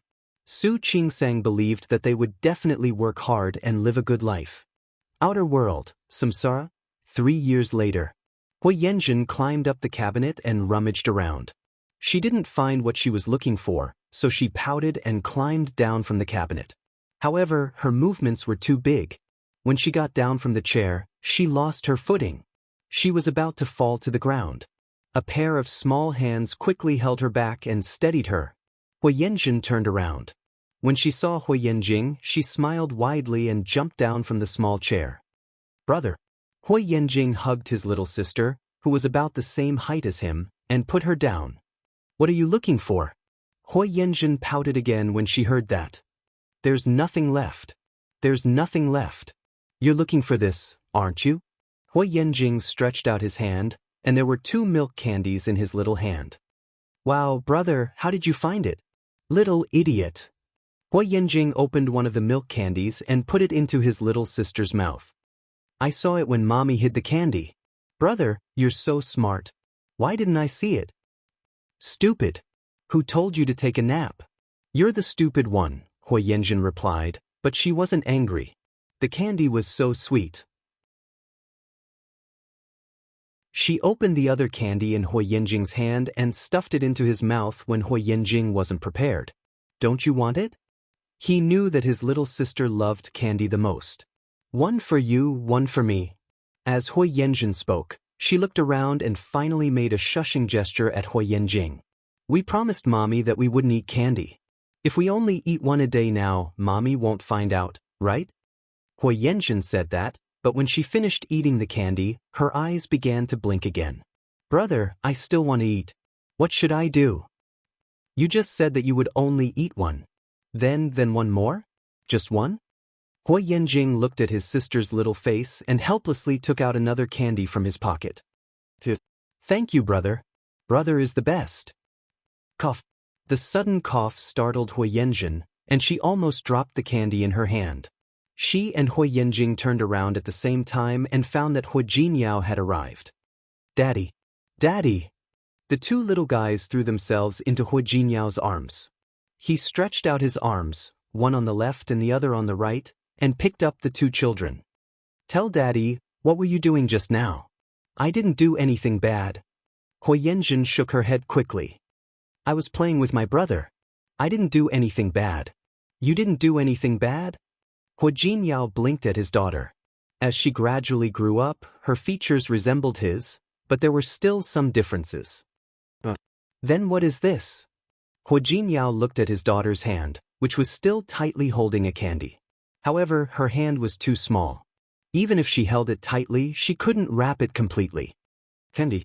Hui Yanjin lowered her head, but soon raised it again to look at Hui Jinyao. Daddy, I only ate one really. Hui Yanjin raised 3 fingers as if to make a promise. When she saw Hui Jinyao's serious face, she leaned over and kissed him on the cheek. Daddy, I promise I won't eat it, okay? Don't tell Mommy, okay? Before Hui Jinyao could say anything, Hui Yanjing spoke first. Daddy, I found the candy. I gave it to my sister. If you want to punish me, punish me. But, can you not tell Mommy? The 2 little guys blinked their eyes at Hui Jinyao. He listened to their childish words and hugged their little bodies tightly. His eyes were a little hot. The familiar scene was happening again after more than 20 years. He buried his face in Hui Yanjin's neck and didn't say anything. Hui Yanjin was a little nervous. She glanced at her brother and then at Hui Jinyao. Finally, she said as if she was throwing away everything, Then if you want to tell Mommy, can you ask Mommy not to punish me? I promise, I won't eat candy again, okay? Hui Jinyao shook his head and put down the 2 little guys. When he shook his head, Hui Yanjin's face fell. Daddy, I told you, I gave the candy to my sister. If you want to punish me, punish me. Hui Yanjing was quite manly. Hui Jinyao glanced at him and reached out to rub his head. Why would I? Don't worry. Mommy won't punish you. In this family, Su Qingsang definitely had a high status. She indeed didn't allow the children to eat too much candy, especially Hui Yanjun. The little ball from back then had now grown into a cute little girl that could melt a person's heart. She had a tooth decay, which was caused by her fondness for candy. Ever since Su Qingsang found out, she didn't allow her to eat candy anymore. However, Hui Yanjun just couldn't resist the charm of candy. Lu Tongjia, who was used to spoiling her children, would secretly put a few in the house from time to time. It looked like she was hiding it well, but in fact, the two children would always find it. Hui Yanjing, in particular, seemed to always be able to see where the adults hid the candy. Really? Hui Yanjun wasn't sure. She blinked her black grape-like eyes at Hu Jinyao. Hu Jinyao was in a daze for a moment. At that moment, he seemed to see Huo Wushuang's shadow. However, he knew that Huo Wushuang was Huo Wushuang, and Hui Yanjun was Hui Yanjun. He wouldn't confuse the two of them, but at that moment, he really felt that the gap in his heart that he had always thought had never disappeared was quietly being filled. His beloved little daughter had healed the wound in his heart in such a reincarnated way. She was his angel. He hugged his daughter tightly and stood up. Hu Jinyao looked at her. Nian Nian, but you have to promise me that you won't eat candy again until your tooth decay is cured, okay? If you promise me, I'll ask your mother to allow you to eat one a day in the future. How about that? Really? Hui Yanjun blinked her eyes in surprise. Then will Mom agree? Yes. Really? Don't you believe in Dad? I do. Dad is the best. Hui Yanjun kissed Hu Jinyao's cheek again. Hu Jinyao smiled. He held his daughter and held his son's hand. In order to thank Nian Nian for her trust in Dad, Dad will take you out to play today. That's great. Hui Yanjun clapped her little hands. Then, brother wants to go too. Of course. Let's go. Hu Jinyao walked out with the two children. But we have to pick up Mom first. Let's go. We're going to pick up Mom. Hui Yanjun and Hui Yanjing got into Hu Jinyao's car together. The car stopped at the entrance of the hospital where Su Qingsang worked. Su Qingsang was on the night shift yesterday and only got off work this morning. When she came out of the hospital, she saw 3 figures, 1 big and 2 small, standing at the entrance of the hospital waiting for her. Su Qingsang smiled and quickened her steps towards the 3 people she loved the most. Nian Nian, think about it. Do you miss Mom? Yes. Yes. Did you guys behave when Mom was on duty last night? Yes. Really?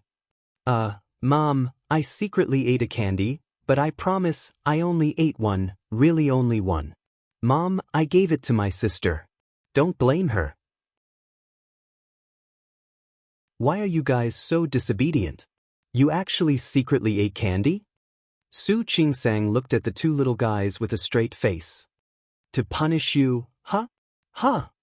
To punish you, you guys can sleep on your own today.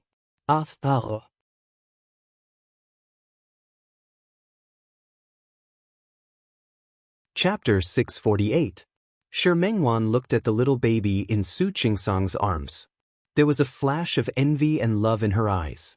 Today was Su Qingsang's baby's 1-month birthday party. She had come once when Su Qingsang gave birth. This was her 2nd time coming to Rong City. So cute. This is the sister, right? This is Nian Nian, the sister. Has the name been decided? Her name is Hui Yanjun. Su Qingsang held her daughter, her face full of satisfaction. The older one is Hui Yanjing. Good name. Shi Mengwan nodded and her gaze fell on the pink baby's face. The most important thing is that she's really cute. She's so cute that I want to steal her home. Do you like it? Su Qingsang blinked at her. If you like it, hurry up and find a man and have one. I think you're right. Wan Xianyang had arrived at some point. At this moment, he stood beside Shi Mengwan and looked at her with a hint of eagerness in his eyes. Sister-in-law. Wan. Shi Mengwan nodded at Wan Xianyang as a greeting and quickly stood up. Qingsang, I'm going to the bathroom. Go ahead. She was obviously avoiding Wan Xianyang, which made Wan Xianyang's expression turn ugly. After Shi Mengwan left, he looked at Su Qingsang. Sister-in-law, I'm not that bad, am I? Su Qingsang couldn't answer. Everyone had their own eyes. Wan Xianying was good, but Shi Mengwan didn't like him, so there was nothing she could do. Xianying, listen to my advice. You'd better find another target. Wan Xianying didn't give up and said it casually. In fact, he had long given up. Hearing Su Qingsang say this, he wasn't angry. Okay, I want to see who subdued this flower in the end. Shi Mengwan actually knew that Wan Xianying wouldn't do anything, but facing someone who had once passionately pursued her, she always felt a little uncomfortable. In fact, she believed that Li Junxing might not have deep feelings for her. It was just the desire to conquer, just like that person. Shi Mengwan, who was a little absent-minded, walked a little faster. She didn't notice that someone happened to turn around in front of her and happened to come towards her. She accidentally fell into the other party's arms. Sorry. Shi Mengwan quickly apologized and wanted to leave his embrace. She was wearing high heels today, so she accidentally tripped over her left foot with her right foot. Not only did she lose her footing, but she also fell into his embrace. Shi Mengwan had never encountered such an embarrassing situation. She almost didn't dare to raise her head. However, he heard a low chuckle from above his head. Then, his body was supported by someone and he stood firm. Using this movement, she raised her head and realized that the person in front of her was very familiar, as if she had seen him somewhere before. I'm sorry. Shi Mengwan bit her lip and felt a little embarrassed. It's okay. Li Junxing shook his head. Today was the first month of Su Qingsang and Hua Jinyao's child. He had just flown over from Lin City today. He didn't expect to encounter such a romantic encounter as soon as he arrived. I'm so sorry. Shi Mengwan knew that the people who came today were either rich or powerful. They were all business friends of the Hua family. Therefore, he was indeed a little embarrassed. It really doesn't matter. Li Junxing smiled and took a step back. He looked at Shi Mengwan with a flash of amazement in his eyes. Speaking of which, he had never seen Shi Mengwan before. When he was in Lin City, it was unlikely that Hua Jinyao would invite Shi Mengwan to a gathering with them. When Shi Mengwan came to Rong City to play and was brought to play with Hua Jinyao's group of childhood friends, Li Junxing was in Lin City. Therefore, Su Qingsang and Hua Jinyao had been married for more than a year, but Li Junxing had never seen Shi Mengwan. Shi Mengwan didn't wear a formal dress when she came over today, but she was very formal. She wore a classic Hepburn black dress with a red suit jacket on the outside. Red and black were matched by her, and there was a hint of passion in her cold elegance. It was a very suitable color scheme, and Shi Mengwan had put on light makeup today. Her facial features were already very bright and beautiful. Looking at her like this, she looked even more interesting. If one looked closely, they could see the faint worry in Shi Mengwan's eyes. He gave off a contradictory feeling, yet surprisingly harmonious feeling. Shi Mengwan wanted to laugh. She rarely made stupid mistakes like today. It was really the first time. Are you also here to attend the full moon banquet? She looked at Li Junxing and felt that he looked a little familiar. After asking this question, her eyes suddenly widened as if she had remembered something. Yes. Li Junxing looked at Shi Mengwan. He had never seen her before. You too. Shi Mengwan nodded. The moment Li Junxing nodded, she completely remembered who he was. You're Mayor Li? You know me. Li Junxing listened to Shi Mengwan and tilted his head. You're from Lin City? Yes. Shi Mengwan was really a little excited now. Although she knew that the Hua family knew people who weren't ordinary, and she had also seen some people who often appeared on TV just now, she was surprised to see them here. But Li Junxing was different. He was the mayor of Lin City. She was a small citizen, and it was her first time meeting the mayor. This made her a little excited. Hello, Mayor Li. This isn't Lin City. You don't have to be so polite to me. Li Junxing looked at Shi Mengwan. Are you Hua Jinyao's friend? Or a relative? Since he called Hua Jinyao by his name, it meant that Li Junxing had a good relationship with Hua Jinyao. Shi Mengwan also relaxed a little. I'm Su Qingsang's friend. Li Junxing knew that Su Qingsang was from Lin City. He didn't ask any more questions. I see. Then please help yourself. I'll go in and greet the old master first. Okay. Shi Mengwan waited until Li Juanxing's figure disappeared before she recovered from the shock. She didn't expect that she would have the chance to meet the mayor of Lin City. This feeling was really subtle. She walked towards the bathroom at the other end of the corridor. At the corner, there was the men's bathroom outside and the women's bathroom opposite. Before she could go in, her hand was grabbed by someone. Before she could react, she was pulled into the men's bathroom. Shi Mengwan was shocked. Her first reaction was that she had met a pervert. Her second reaction was that this was a 5-star hotel. All the people who came today were famous people, so it shouldn't be. Her guess was quickly confirmed. A familiar smell came to her nose. She was very familiar with this smell after a year. She suddenly raised her head, but what she saw was Zhang Hao's sinister face. She didn't have time to care about his ugly expression. Instead, she immediately realized the situation in front of her. Are you crazy? This is the men's bathroom? She was extremely panicked. She wanted to leave this place as soon as possible, but Zhang Hao blocked her lips in the next second. It was as if she had been bitten by a piranha. She only felt pain on her lips. She couldn't escape, she couldn't leave. Her entire body was tightly trapped by him.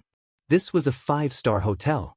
There were constantly people coming and going outside. This was still the men's bathroom. Zhang Hao's attitude made Shi Mengwan think that she was a prostitute for a moment. She struggled up, raised her hand, and was about to swing it at Zhang Hao's face. Zhang Hao's reaction was faster than she thought. He quickly grabbed her hand and used force to restrain her hands behind her back. Because of her resistance, the force on his lips became heavier. Shi Mengwan's lips were bitten by him until they hurt.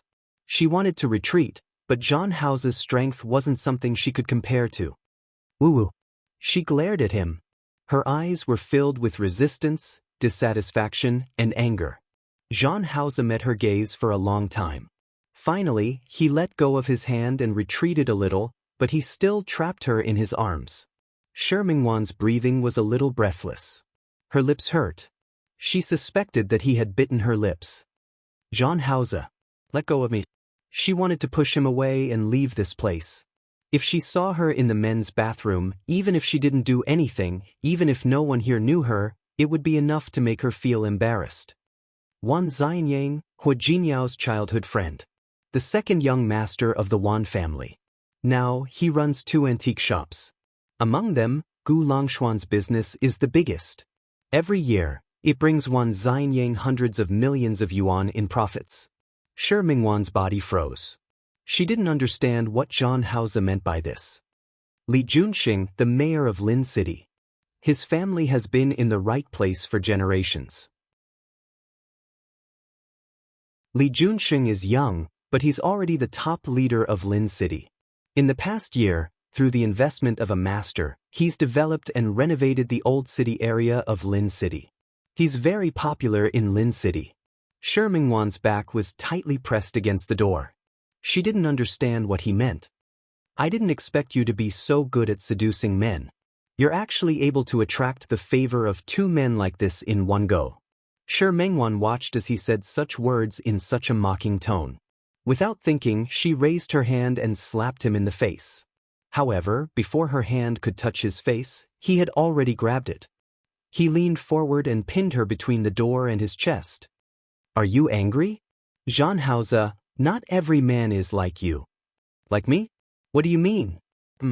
Zhang Hao leaned over and got close to Shi Mengwan's face. His breath pointed at her cheek. She turned her face away as if she was avoiding him, bit her lip, and pinched the nails of her hand that he didn't grab into her palm. Well, she didn't understand how things had turned out like this. More than a year ago, Shi Mengwan hung up on Su Qingsang. She felt a little lonely. Su Qingsang followed Hua Jinyao back to Rong City for the Mid-Autumn Festival. She was married. Although she didn't forget her friends because of love, she really didn't have much time to see Su Qingsang. She felt a little lonely, but Hua Jinyao seemed to be a good person. Although he had no money, he still lived in Su Qingsang's house. The conditions were also ordinary. But as long as he treated Su Qingsang well, it was fine.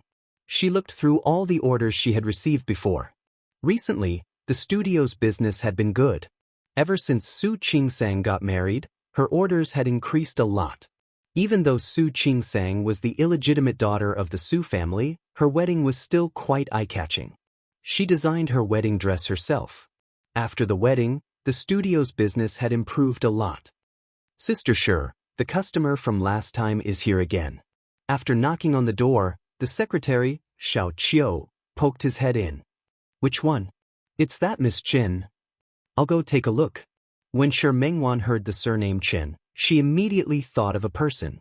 There were two people sitting in the reception room. One was Qin Feifei, whom she had met last time, and the other was Zhan Haoze.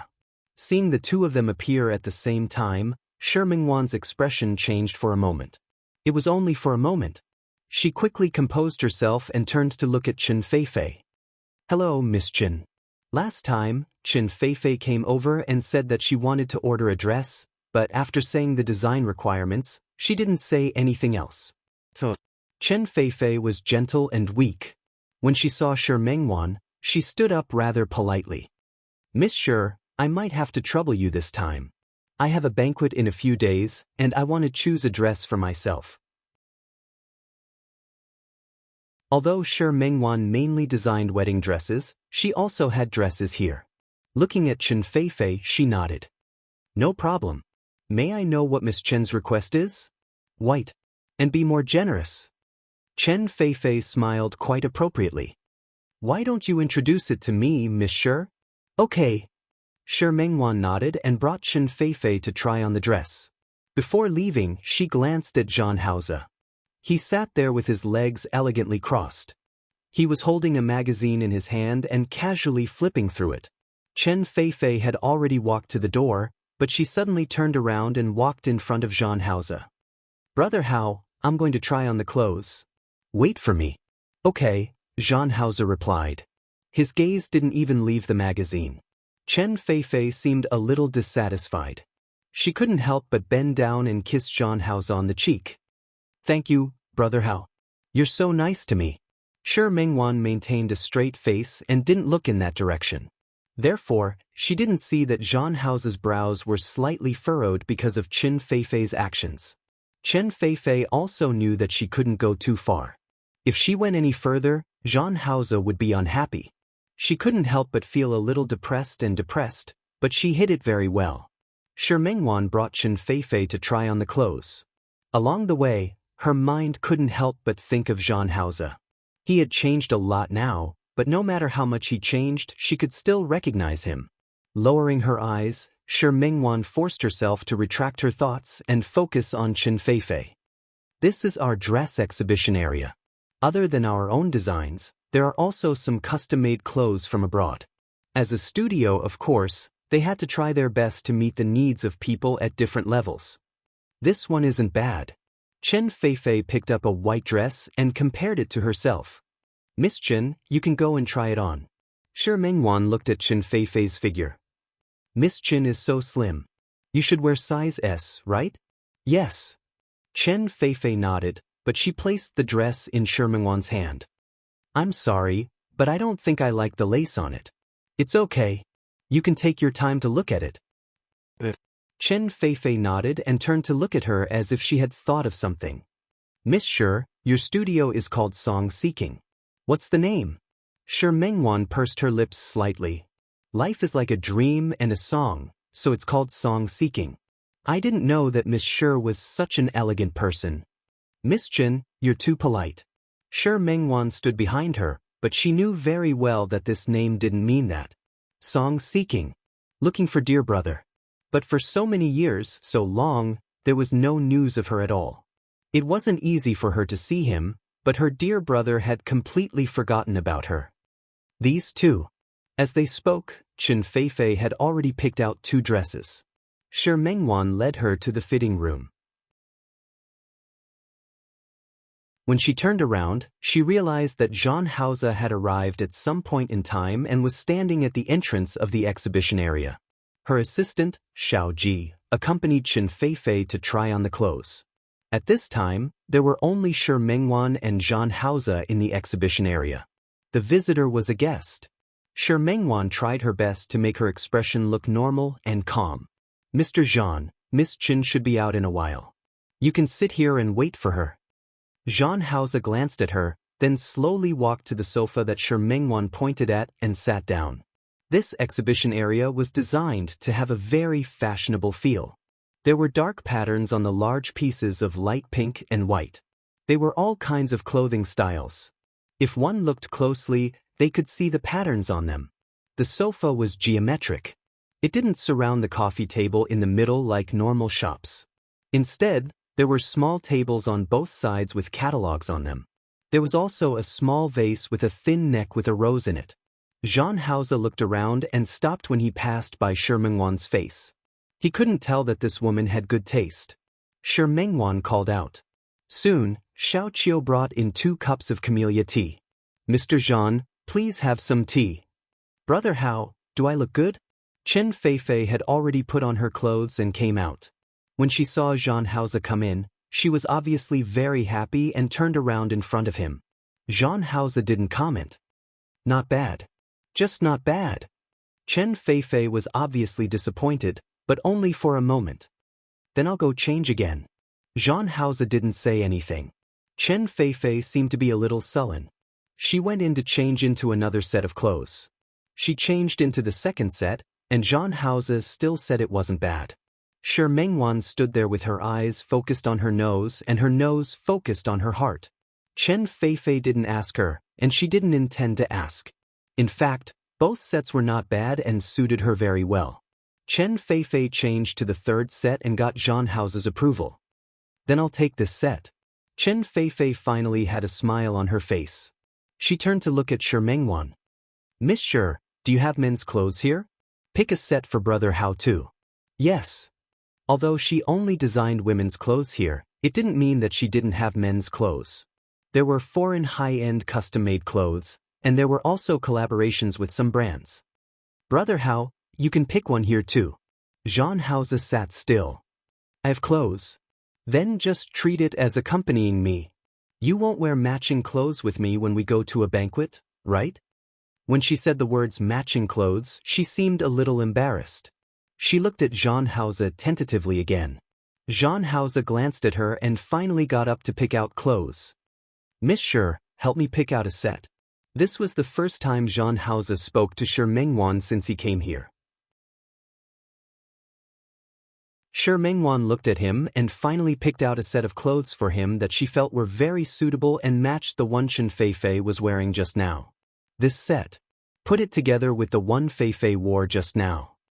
It wasn't that Shi Mengwan hadn't met straightforward customers before, but there weren't many such straightforward customers. She took the card from Jean Hauser's hand and asked Xiao Qiu to swipe the card for Jean Hauser. Chen Feifei was obviously very satisfied with Jean Hauser's cooperation. The smile on her face became a little more sincere. Brother Hao, you're so good to me. However, you still have to try it. If it doesn't fit, can't you ask her to change it? Although I believe you look good in anything. But still try it. As she spoke, she held Jean Hauser's arm. Jean Hauser's body stiffened for a moment, but it was only for a moment. Then I'll go try it on. With the excuse of going to try on the clothes, he successfully broke free from Chen Feifei's hand and went to try on the clothes. The dark suit, the close-fitting cut, and Jean Hauser's standard inverted triangular figure. This suit suited him very well. Brother Hao is so handsome. Chen Feifei's eyes were filled with undisguised admiration. When she was about to approach, Jean Hauser entered the fitting room again and changed his clothes. Is it okay? It's okay. Shi Mengwan had already asked Xiao Qiu to wrap up the clothes. May I ask if you want to take them away or send them to your door? We'll take them away directly. Chen Feifei hooked her hand around Jean Hauser's wrist. Brother Hao, it's getting late. Let's go to the bacon restaurant for dinner. I heard that there's a new chef there. He's very good at cooking Cantonese cuisine. Let's go and have a try? Jean Hauser didn't say anything and left directly. Shi Mengwan watched the two of them leave, and her mind couldn't help but think of that year. She watched helplessly as her dear brother got further and further away from her. She shook her head and reminded herself in her heart that Jean Hauser was no longer her dear brother. She asked Xiao Qiu to pack up the clothes. Shi Mengwan planned to go back to her office and finish the design drawing that she had received earlier. However, just as she sat down, Xiao Qiu came in again. Sister Shi, I picked this up from the article just now. It was a man's wallet. The black leather was very textured, and it could be seen that it was very valuable. This should be Mr. Zhan's. Just leave it. Contact him according to the phone number left by the client later. Okay. Xiao Qiu took the wallet and was about to leave. Shi Mengwan suddenly called out to him, "Wait a minute. Just leave it. It's almost time to get off work. I'll call him to inform him. You guys can get off work when it's time." Xiao Qiu didn't think too much about it. Shi Mengwan stayed in the office alone all year round to draw until late. She had a lounge upstairs. If it was late, she would sleep in the studio. Since she said that she would inform the other party, she put down the wallet and left. Shi Mengwan picked up the pen and was about to continue drawing, but when she saw the wallet, she couldn't help but reach out to take it. However, just as she picked it up, she forced herself to put it down again. In her heart, she had already accepted that that man wasn't her dear brother, so why should she look at his things? He returned his attention back to his drawing, and before he knew it, 3 hours had passed. When she finished drawing, she realized that the night sky had darkened. It was already very late. No wonder she was so hungry. She wanted to eat something to fill her stomach. However, her gaze landed on the wallet again.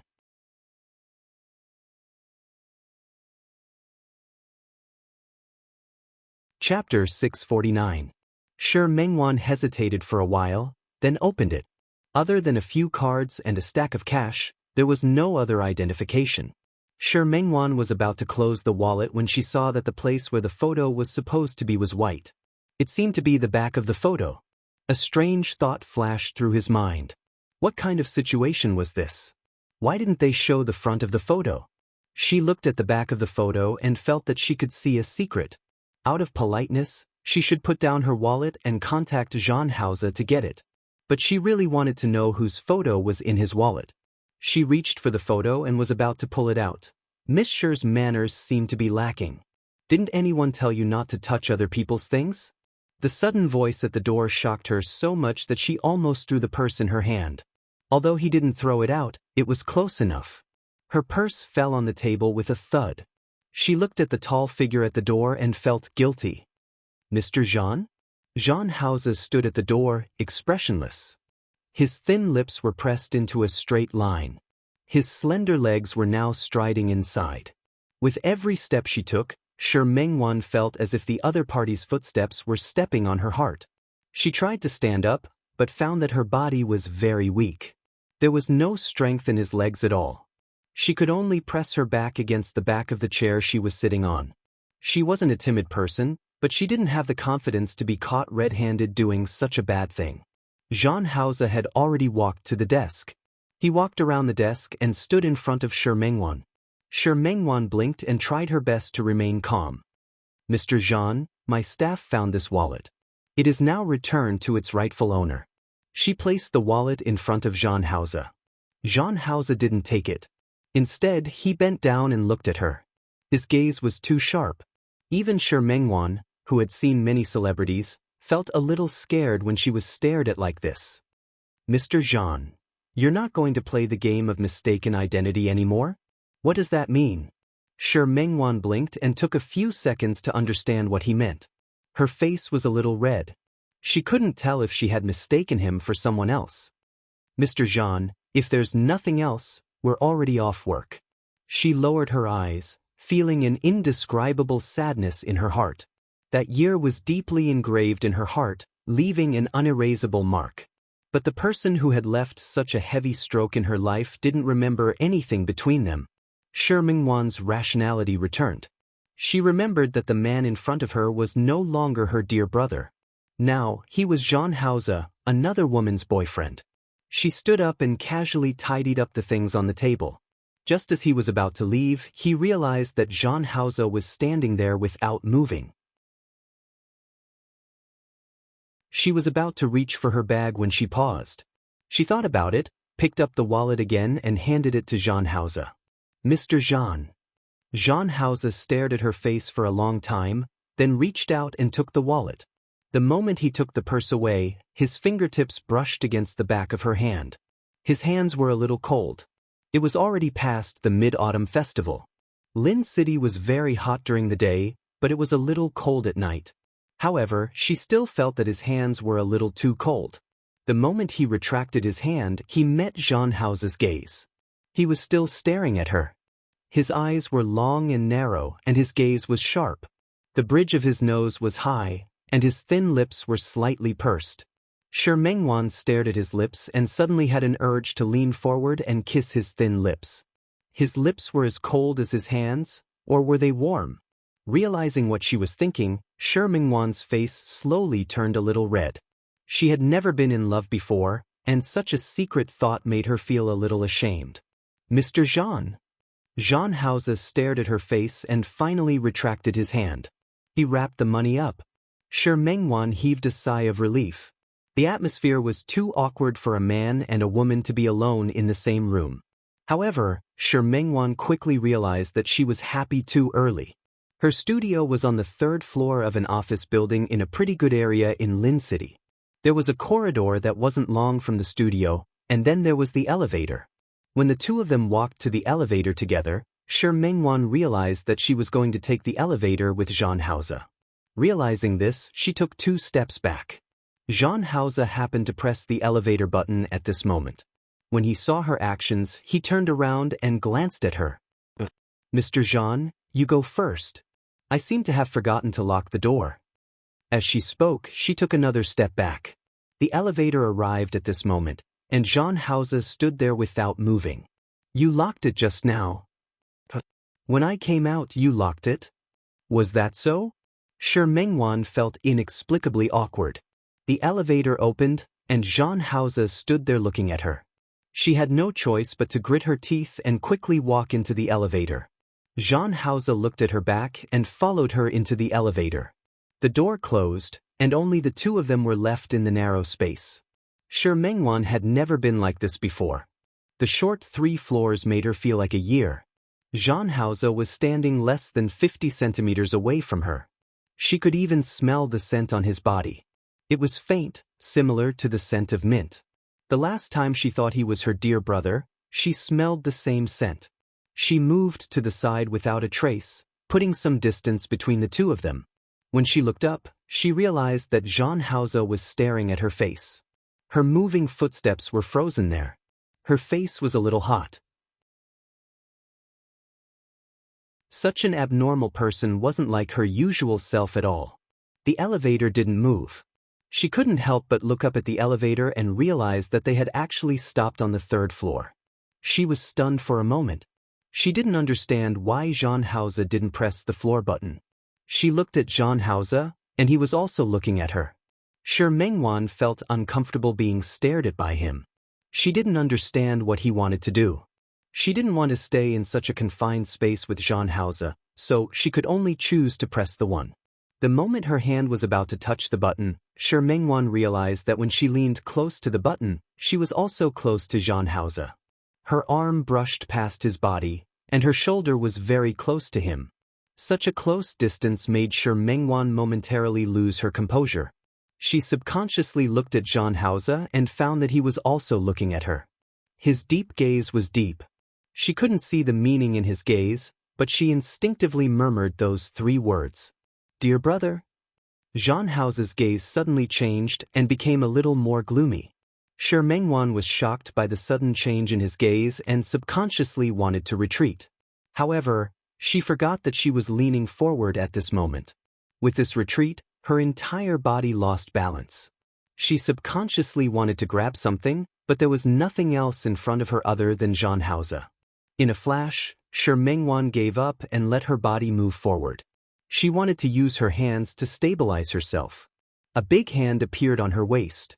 Jean Hauser's hand was placed on her waist. Her body was half suspended and pressed against his body. Her hands were forward, and her entire body was in a strange posture. Shi Mengwan was embarrassed again. She was in a rather sorry state. She used both her hands and feet to try to leave Jean Hauser's body. However, in her panic, her hand hit his face instead. She didn't really hit him, but brushed past his face. She was shocked and quickly retracted her hand. As a result, her upper body couldn't exert any strength, and she leaned completely on Zhang Hao's body. "Throwing yourself into my arms?" Shi Mingwan's face was very red.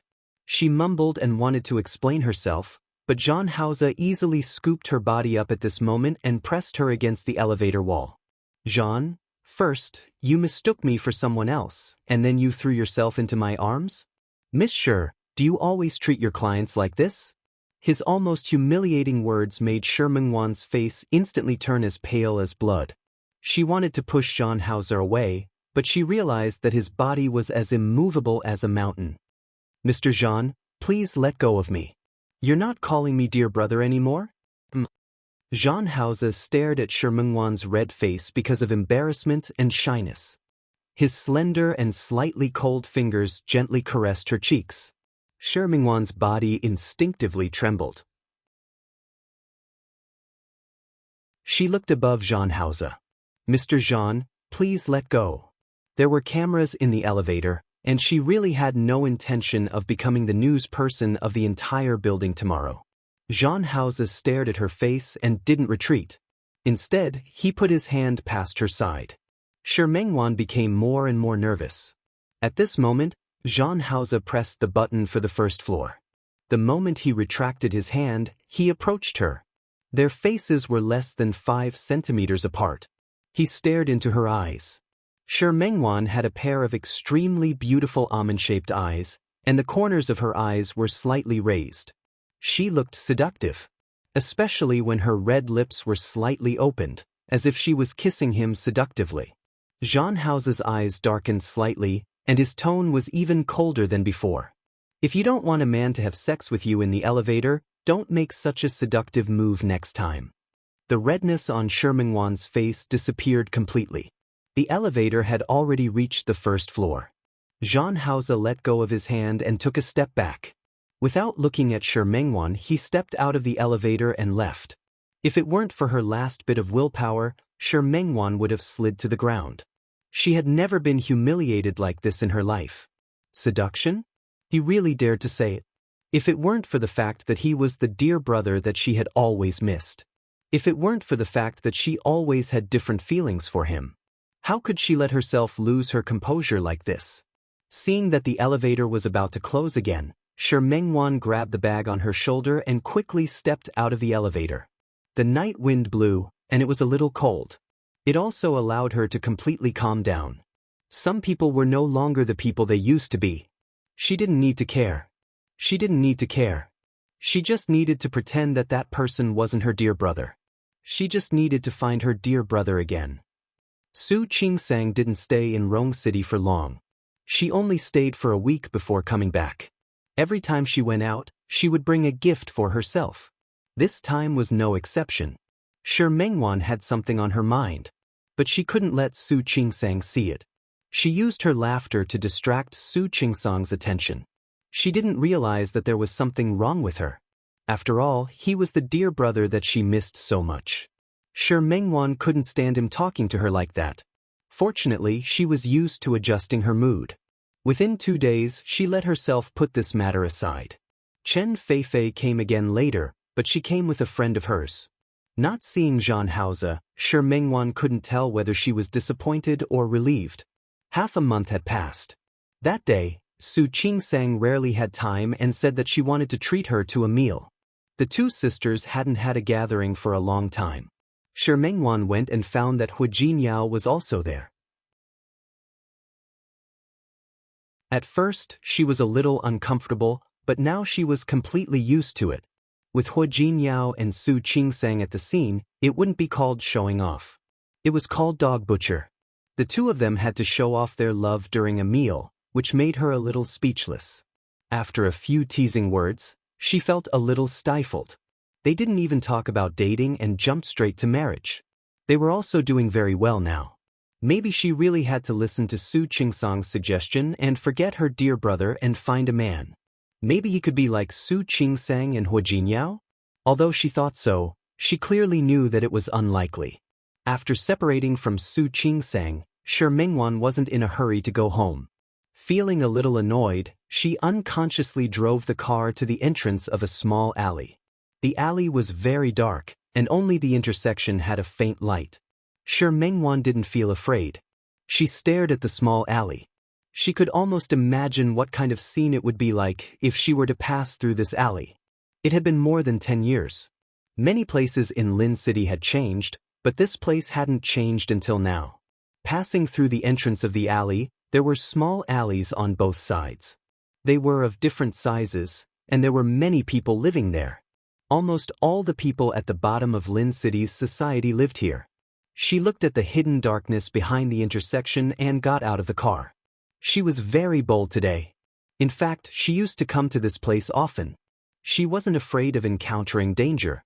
Although the people here weren't very friendly, there really weren't any bad people. There was a breakfast stall at the outermost part of the alley. It was closed now. Further inside, there was a small shop.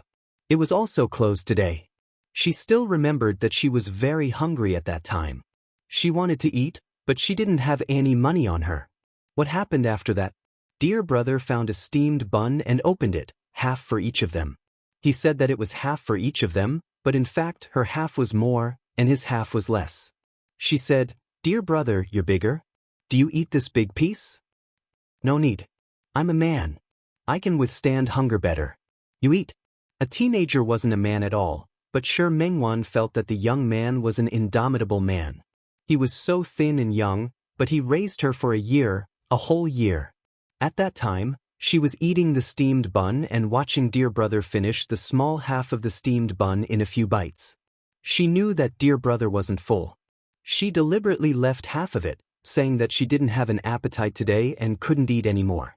Before dear brother could react, she put the steamed bun into his mouth. At that time, how did dear brother react? Shi Mingwan's memories were interrupted. She heard a voice coming from the fork in the alley not far ahead. It was getting late, and Shi Mingwan didn't intend to cause trouble. She turned around and wanted to leave, but she heard a voice that wasn't unfamiliar to her. "Cut the crap. Do you want to come one by one, or do you want to come at me together?" This voice was clearly Zhan Hao's. Shi Mingwan was stunned for a moment. Not only did she not leave, but she also walked closer. Very arrogant. Since that's the case, let's teach him a lesson. A sharp male voice sounded. Shi Mingwan quickly heard muffled groans and the sound of fighting. She could tell that there were quite a few people on the other side. Using the dim street lamp at the entrance of the alley, she approached very carefully. Using a telephone pole as cover, she carefully poked her head out. She saw a group of people fighting. No, it wasn't right to say that it was a group of people fighting. It should be a group of people fighting around a person. The person who was surrounded was naturally Zhan Hao. When she saw that face clearly under the street lamp, Shi Mingwan almost screamed. Why was he here? Also, why were so many people beating him up? Could it be that he got into trouble again? She thought of that year. Dear brother worked very hard every day to support her. Once, when he was about to come back, he was stopped at the entrance of the alley by two youths who looked taller and stronger than dear brother. The other party wanted dear brother to hand over all his money. How could dear brother be willing? In order to protect the money that he had earned with great difficulty, he refused to hand it over. In the end, he was beaten up by the two of them. At that time, it was also like now, two people beating him up. Back then, Zhan Hao might not have had the ability, but now, he should be different, right? He was someone who was going to marry Qin Feifei. How could such a person provoke these people from the underworld? Shi Mingwan's mind was running wild. However, her eyes were filled with worry. She wondered if she should call the police now and ask them to come? Or should she think of a way to lure those people away? However, before Shi Mingwan could do anything, she saw the situation in front of her clearly.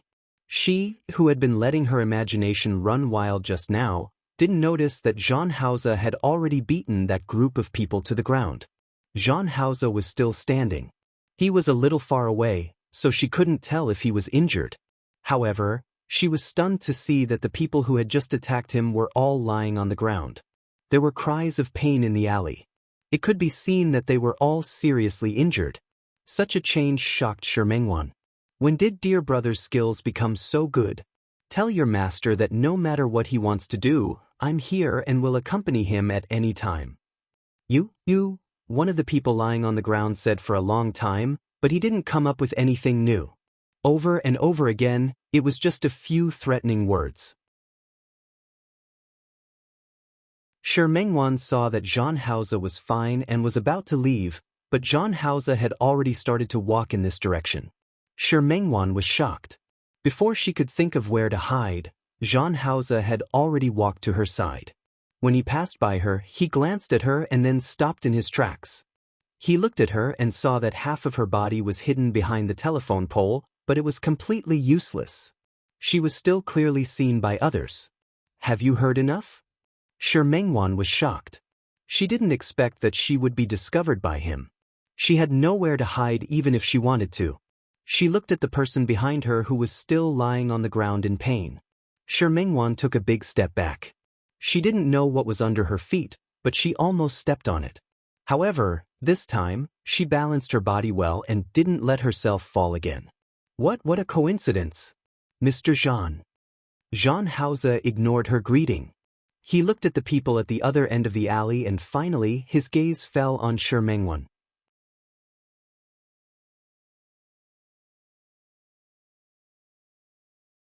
Chapter 650. Zhang Haoze narrowed his eyes slightly. His voice wasn't loud, but the coldness that emanated from it once again explained his current emotions. No. Shi Mengwan quickly explained, I didn't follow you. I just happened to pass by. Passing by? Zhang Haoze's gaze became sharper. Passing by here? Shi Mengwan was a little embarrassed. Indeed, he wasn't here to pass by. He was only here to reminisce about the past. She couldn't help but glance at Zhang Haoze. What about him? He should be considered a successful person now, right? Why did he appear here? Realizing that she had asked that question out loud, Shi Mengwan's expression became a little more uncomfortable. Zhang Haoze didn't answer her question. He stared at her face and suddenly approached her. Does Miss Shi live nearby? No. Then why is Miss Shi here? His slender legs took a step forward and successfully fixed Shi Mengwan's body between her and the telephone pole. Facing such a predicament again, Shi Mengwan felt a little uncomfortable. She leaned back and didn't try to push him away. She knew the difference in strength between the two of them. Is this your home? This was the second time he had faced such a situation, especially when they had such an unpleasant meeting the last time. Shi Mengwan's tone wasn't very polite. She had always been a woman with a sharp edge. It was only because he was her big brother that she had been enduring in front of him.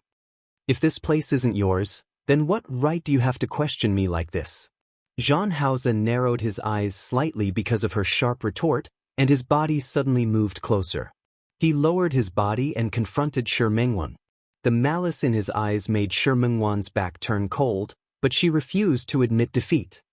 Since you can come to this place, I can naturally come as well. Mr. Zhang wasn't a police officer. Can you please let go of me now? You want me to leave? The alley was dark, and not far behind him, he could still hear the wailing of the group of people. In front of him was Zhang Haoze's body. No matter how he looked at it, the atmosphere was very strange. Shi Mengwan didn't want to stay any longer, so she saw that Zhang Haoze didn't plan to move aside. She stooped and tried to escape sideways. Zhang Haoze did not move. When she retreated, she touched his arm. He heard an extremely soft, muffled groan. Shi Mengwan, who could have left, suddenly stopped in her tracks. She looked at Zhang Haoze, who was standing next to her, and her gaze fell on his arm. She saw the faint blood stains on his elbow. You're hurt? Shi Mengwan suddenly lost her cool. Instinctively, she held his arm. Are you okay? Zhang Haoze frowned slightly. He didn't even notice that he was injured. What do you think? Does it hurt? Do you want to go to the hospital? 3 words of concern in a row made Zhang Haoze's brows furrow even tighter. Shi Mengwan wasn't short, but she was holding his arm, so he could only see the top of her head. Shall I take you to the hospital? After Shi Mengwan said this, She looked up at him and met his cold expression. Only then did she remember that the man in front of her was no longer her dear brother. Her hand jerked back as if she had been struck by lightning. Annoyed at himself for being a busybody, he turned around to leave. Jean Hauser followed beside her at this moment. After taking a few steps, Shi Mengwan suddenly stopped and looked at him. Didn't you say you were going to take me to the hospital? She did say that, but that was what she thought. Shi Mengwan's footsteps became faster and faster. Jean Hauser's footsteps didn't need to be fast. His steps were much bigger than hers. Shi Mengwan felt the footsteps behind her, and her emotions were very complicated. When he walked to her car and opened the door, Jean Hauser also got into the car. She sat in the driver's seat and looked at Jean Hauser. Mr. Jean said that I seduced you yesterday. Aren't you afraid that you won't be able to escape if I pester you? The night was blurry. The dim streetlights made her facial features look hazy, and her watery eyes were a little provocative. Drive. Jean Hauser retracted his gaze and didn't look at her again. He leaned back against the back of the chair. Shi Mengwan gritted her teeth and wanted to chase Jean Hauser out of the car. She glanced at his side profile and started the car in the end. Don't go to the hospital. 5 extremely faint words. If it weren't for the silence in the car, Shi Mengwan wouldn't have heard it. She couldn't help but look at him again. She found that Jean Hauser's eyes were half closed and he was leaning against the car seat as if he was about to fall asleep. Shi Mengwan retracted her gaze and stepped on the accelerator. On the way, Shi Mengwan turned around and looked at Jean Hauser. His arm was still bleeding. Her heart trembled slightly. She thought of her dear brother. More than 10 years ago, Shi Mengwan, who was only 12 years old, got lost from her parents. Although she said she got lost, she actually ran away from home. She was from Lin City, but she wasn't from Lin City. She was from a small county town under Lin City.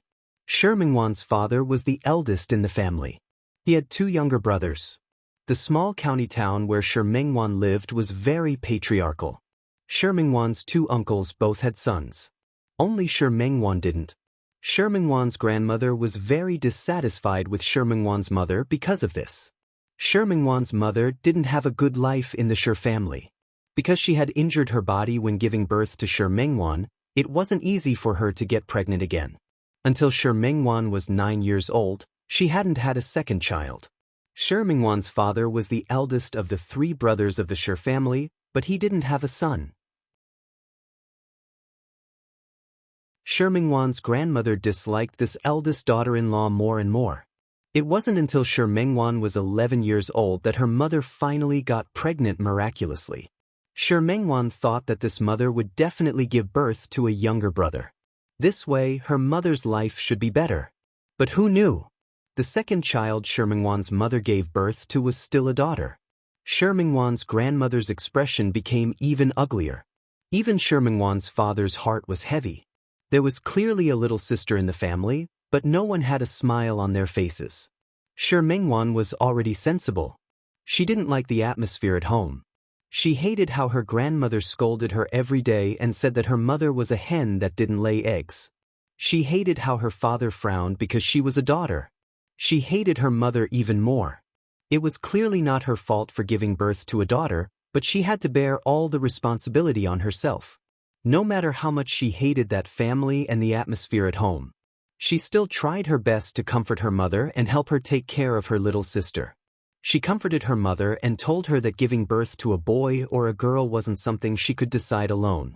She didn't need to blame herself or feel guilty. Even if her mother didn't listen at all, she still had to say it. She had learned all of this from her textbooks and had seen it on TV. Also, men and women were already equal now. The teacher had already said so, but her mother still thought so. She was backward and ignorant. Regardless of whether her mother listened or not, she tried her best to maintain the peace and harmony in the family. Until she heard her grandmother persuade her father to send her sister away. She could give birth to another child then. She said that if her mother didn't agree, she would let her father take the second or third uncle's children and adopt them. Shi Mengwan was finally angry. Her little sister was so cute.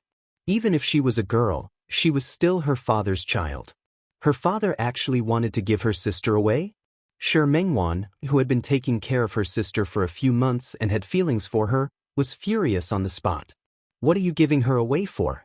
If you want to give her away, just send me away. My sister is still so young. Haven't you thought about what will happen to her in the future if you send her away? Grandma didn't expect her to hear it. She exploded and started to curse. After scolding Shi Mengwan's mother, she started to curse Shi Mengwan. She said that it was all her fault and that she didn't bring her younger brother. Shi Mengwan was furious. If that's the case, then I'll leave this family. I want to see if you can do as you wish without me. Shi Mengwan's father and grandmother both thought that she was saying it out of anger. But Shi Mengwan was serious. She really ran away from home. She took her usual New Year's money and pocket money and directly picked a car from town to the county town. That day, there was still the last bus to Lin City in the county town. Shi Mengwan was really bold. She got on the bus to Lin City just like that. But it wasn't until night fell and the car stopped at Lin City station that she realized what she had done in a moment of impulse. She, a 12-year-old girl, had run away from home just like that. Shi Mengwan, who got out of the car, had a moment of regret. She had never left home in her life. All her knowledge of the world, other than school, was books and television. Holding the little money she had left, Shi Mengwan didn't know where she could go or what she could do. Sister Xiao, who lived next door, said how much money she could earn a year working outside. But she was too young now. At the age of 12, although she was already close to 1.5 meters tall, she was still a child.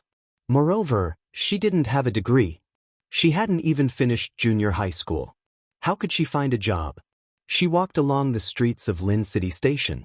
The more she walked, the more remote she became. Later, she walked to this area. This was the famous civilian area of Lin City. At that time, although this place wasn't dirty and messy, it definitely wasn't very clean. Shi Mengwan got hungry as she walked. She picked a small shop and bought a piece of bread and a bottle of water to fill her stomach. However, she didn't know that she was being targeted. Although she was only 12 years old, her mother was a famous beauty in the area.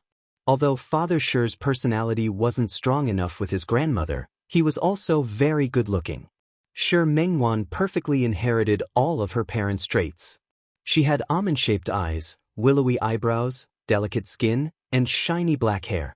The 12-year-old Shi Mengwan could already foresee what kind of beauty she would be when she grew up. What would a lonely and beautiful little girl experience? Shi Mengwan wasn't an idiot. Although she lived in a small county town, the teachers would also give safety education. When she was eating the bread, she realized that someone was staring at her from not far away. At that moment, Shi Mengwan was very flustered. Once again, she began to regret her impulse. But for her to go home now, not only did she have no choice, but she also didn't want to. Her family wasn't poor, but they weren't rich either. After buying the bus ticket, she didn't have much money left. Even if she wanted to go home now, she didn't have the money to buy a ticket. More importantly, she didn't have a car to go back now. She looked at the two people who looked like hooligans staring at her from afar. She gritted her teeth and entered the small shop again. She took the opportunity to buy another piece of bread and made a bet with herself. She told the shop owner that she was being followed. She asked the lady boss if there was a back door in the shop. She wanted to leave through the back door. Fortunately, the lady boss was a good person. She told Shi Mengwan that there was a small door at the back, beside the bathroom. However, she also told her that after leaving this place, there would be a small alley, which was intricate. It was easy for people who didn't know to get lost here. Shi Mengwan wasn't afraid of getting lost now. It was better if it was intricate. That way, if those two people targeted her, she could think of a way to escape. She had already decided to go to the police station after leaving this place. She would let the police send her home. Granny Guan's expression would be so ugly, and her curses would be so unpleasant to hear. Anyway, she couldn't really do anything to her. At most, she would just beat her up. She left by the back door and got lost in the maze of alleys. It was fine if she got lost, but the most important thing was that any sound would scare her. She was very afraid that those two people would catch up to her and do something to her. It was also at this moment that she heard some extremely chaotic sounds. It was a dark night, the street lights were dim, and the weather was similar to today. She heard a lot of footsteps, and a few of them were very clear. Boss said that it's fine if we don't take his life. Just cripple him. Teach him a good lesson and teach him a lesson. Shi Mengwan had already forgotten that she was also being watched. She walked around the alley and saw that in the alley, a group of people were surrounding a young man and punching and kicking him. Under the dim light, she couldn't see the young man's face clearly. However, the moment the young man raised his head, he met a pair of extremely gloomy and sharp eyes, like those of a wolf in the dark. Shi Mengwan was shocked by that gaze. She heard the young man speak in an unpleasant voice that was unique to the voice-changing period. "You'd better kill me. Otherwise, I'll definitely return what you did to me today 10 times, 100 times in the future. Yo, this kid is quite arrogant." The voice from before sounded again. "Since that's the case, if I don't show you some power, I'll be letting down my brother Chang's reputation. Brothers, beat him to death." The group of people attacked even more fiercely. Shi Mengwan heard a muffled groan and the sound of fists landing on a person's body. She felt pain just by looking at it. However, the young man refused to beg for mercy. Not only did he refuse to beg for mercy, but he also seized every opportunity to fight back. His eyes were especially bright in the dark night. Shi Mengwan had never seen such a person before. He was clearly beaten to such a state, but he could make himself look calmer and calmer than them. She looked around, but there was no one here. There were too many people, and she was only a little girl. She still had a headache. She didn't know how she could help the other party. It wasn't until she saw the man who spoke pick up a steel pipe and was about to hit the young man's hand. Shi Mengwan didn't even think about it and shouted in a louder voice, "Uncle Police, it's over here. There are people fighting over here." As she spoke, she grabbed the stone on the ground and kept hitting it at a trash can beside her. She stomped her feet on the ground with all her might. It felt like there were many people walking at the same time. The man called Brother Chang, who was holding the steel pipe, froze for a moment and snorted. He threw the steel pipe and kicked the young man. "Brat, consider yourself lucky. Brothers, let's go." Shi Mengwan kept stomping her feet and kept hitting the trash can with the stone. The sound became denser and louder. The group of people quickly dispersed. She wasn't in a hurry to go forward. Instead, she waited until the footsteps could no longer be heard and no one appeared. Only then did she carefully poke her head out to see if everyone had really left. However, she met the extremely sinister eyes of the young man just now. That wolf-like gaze stared at her in the darkness. Shi Mengwan was shocked and took a big step back. She, who didn't stand properly, fell to the ground just like that. The bag that she was holding just now fell to the ground. The loaf of bread also fell out of the bag. She didn't dare to pick it up. She just propped herself up with both hands on the ground and stared at the young man in a daze. He looked very disheveled, very disheveled. His nose was bruised and his face was swollen. His body was covered in blood, and his hands were also covered in blood. There was still blood on his clothes. The blood that flowed from the corner of his mouth was especially frightening on a night like this.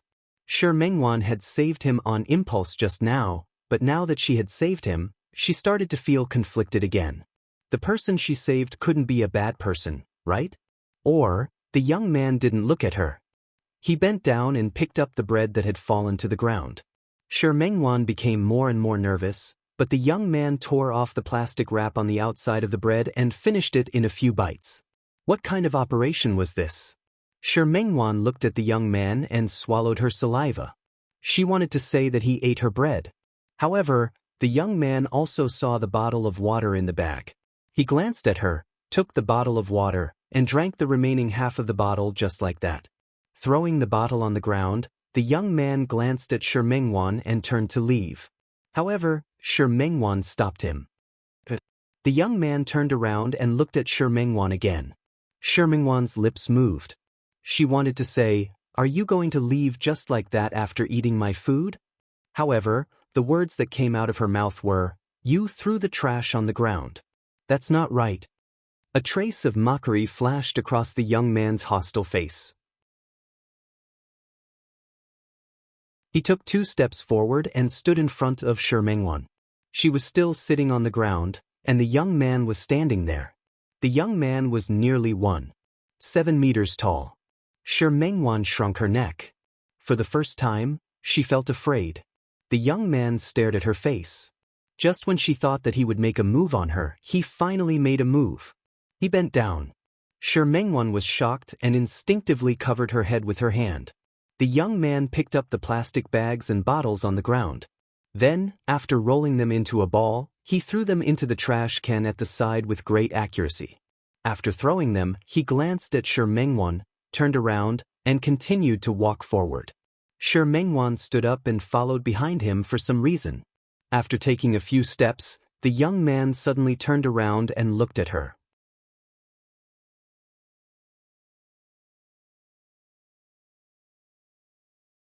Chapter 651. Shi Mengwan was shocked. This time, she stubbornly looked at him. The youth took a step forward and raised his hand, pretending to hit her. Shi Mengwan shrunk her neck, but didn't run back. The youth clenched his hand into a fist, then retracted it and continued forward. Shi Mengwan followed behind him. She looked at the youth and didn't know why she wasn't afraid of him at all. "Why did those people hit you?" There was silence. The youth directly ignored her. "You seem to be seriously injured. Do you want to see a doctor?" The youth's footsteps quickened, and Shi Mengwan had no choice but to quicken her footsteps. "Where are your parents? Do they not care about you? Where are you going now?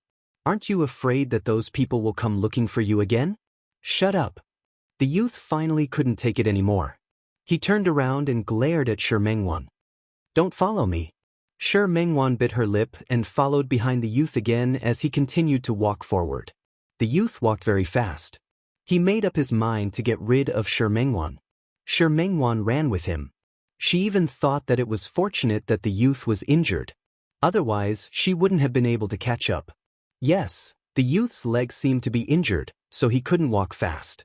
He ran for a long time, but when he realized that he couldn't get rid of Shi Mengwan, he finally gave up.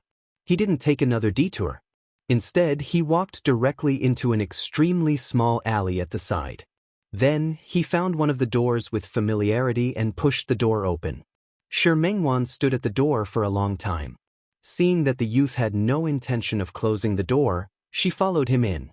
The house was very small. She could almost see the entire layout at a glance. There was a small living room with a room inside. On the right was the kitchen and the bathroom. There was nothing else. The living room was very small. There was an extremely shabby cloth sofa. The original color could no longer be seen. The coffee table in front of the sofa was also missing a corner. There was an open medicine box on it. The youth took out bandages and medicine from inside and treated his wound. The most serious part of his injury was on his hand. And with just one hand he couldn't apply good medicine to himself. Looking at the youth's overly clumsy movements, Shi Mengwan went forward and sat down beside him. She took the medicine from his hand. "Let me help you," she said. "You know how." "I won't." Shi Mengwan shook her head honestly. "However, I've seen the veterinarian near our house bandage the dog's wound." She felt the young man's face darken in an instant. Startled, she retracted her hand that was holding the medicine. "You're cursing me?" The youth was not old, but his entire body was filled with a vicious aura. Shi Mengwan had never seen such a person before. She shook her head quickly. The youth didn't say anything else. Shi Mengwan could finally start treating his wounds. She was clumsy. After all, she had never done anything like this before. The youth kept gritting his teeth, as if he was enduring something.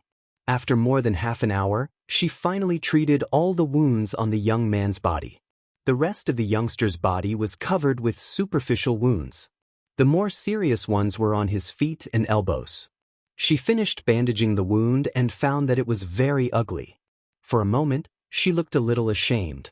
Fortunately, the young man didn't mind. After the young man's wounds were bandaged, he got up and walked to the kitchen. He looked around as if he was looking for something to eat. However, he found that the kitchen was empty. The young man's expression became more and more unsightly. Shi Mengwan seemed to know what he was thinking.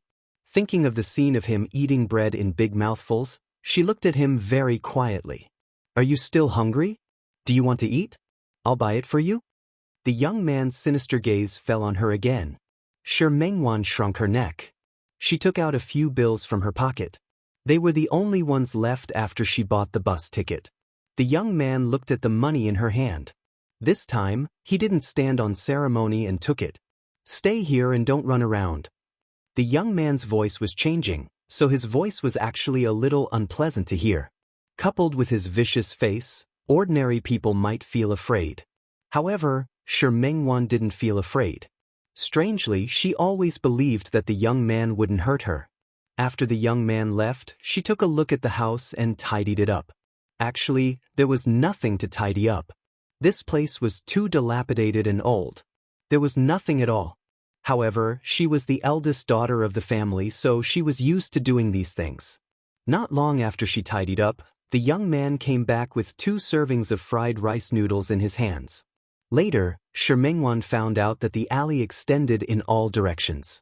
There were many places to go, and there were many places to sell supper. Although this fried rice noodle stall was just a roadside stall, the taste was very good and it was very cheap. Shi Mengwan had just eaten a piece of bread and a portion of rice noodles. She only ate half of it before she couldn't eat anymore. When she put down her chopsticks, she clearly felt the young man's gaze fall on her, as if he was dissatisfied with her wasting food. Shi Mengwan's appetite wasn't big to begin with. Although she came from a small place, her family had developed well in the past few years, and their family's conditions weren't bad. Speaking of which, she really hadn't suffered much. The young man finished his portion of rice noodles. He silently took the remaining half of Shi Mengwan's portion and finished it as well. Shi Mengwan felt inexplicably embarrassed. The young man didn't seem to notice her situation. After finishing the rice noodles in a few bites, he didn't take a shower and went straight to the bed inside to lie down. Shi Mengwan sat on the small sofa outside, a little at a loss. She wanted to say, "You didn't even brush your teeth and wash your face. Aren't you dirty sleeping like this?" She sat there and waited for a long time. The young man seemed to have really fallen asleep.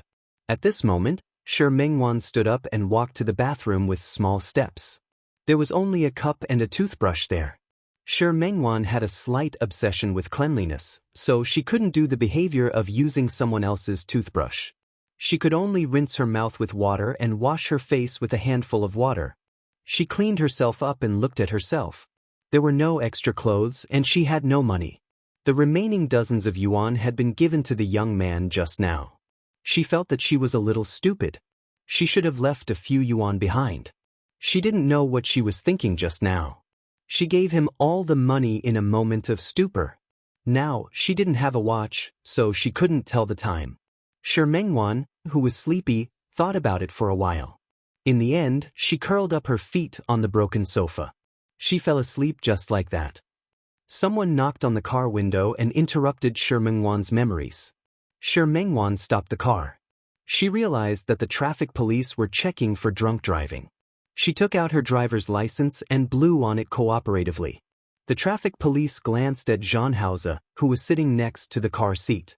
Finally, he waved his hand and signaled for Shi Mengwan to leave. Shi Mengwan's car drove away from the intersection and found that Jean Hauser was actually awake. Neither of them spoke. Shi Mengwan realized that her apartment was not far ahead. She actually brought Jean Hauser home without realizing it. Shi Mengwan's apartment was very close to her studio. This location wasn't cheap. Fortunately, the studio's income in the past few years had been good. After she made money in the studio, she borrowed some money from Su Qingsang to buy this small apartment. Although Su Qingsang was an illegitimate daughter, the Su family wasn't stingy when it came to money. She had her own apartment a long time ago, and Su Qinghui gave her pocket money every year. When she knew that Shi Mengwan wanted to buy a house, Su Qingsang was quite generous and lent her all her money. Shi Mengwan had been working hard to draw pictures these few years and paid back the money she owed Su Qingsang. She also saved some money. 2 rooms and 1 living room. Although it was small, it had all the necessary facilities. Although it couldn't compare to the Su family's mansion, it was still bought by her own hands.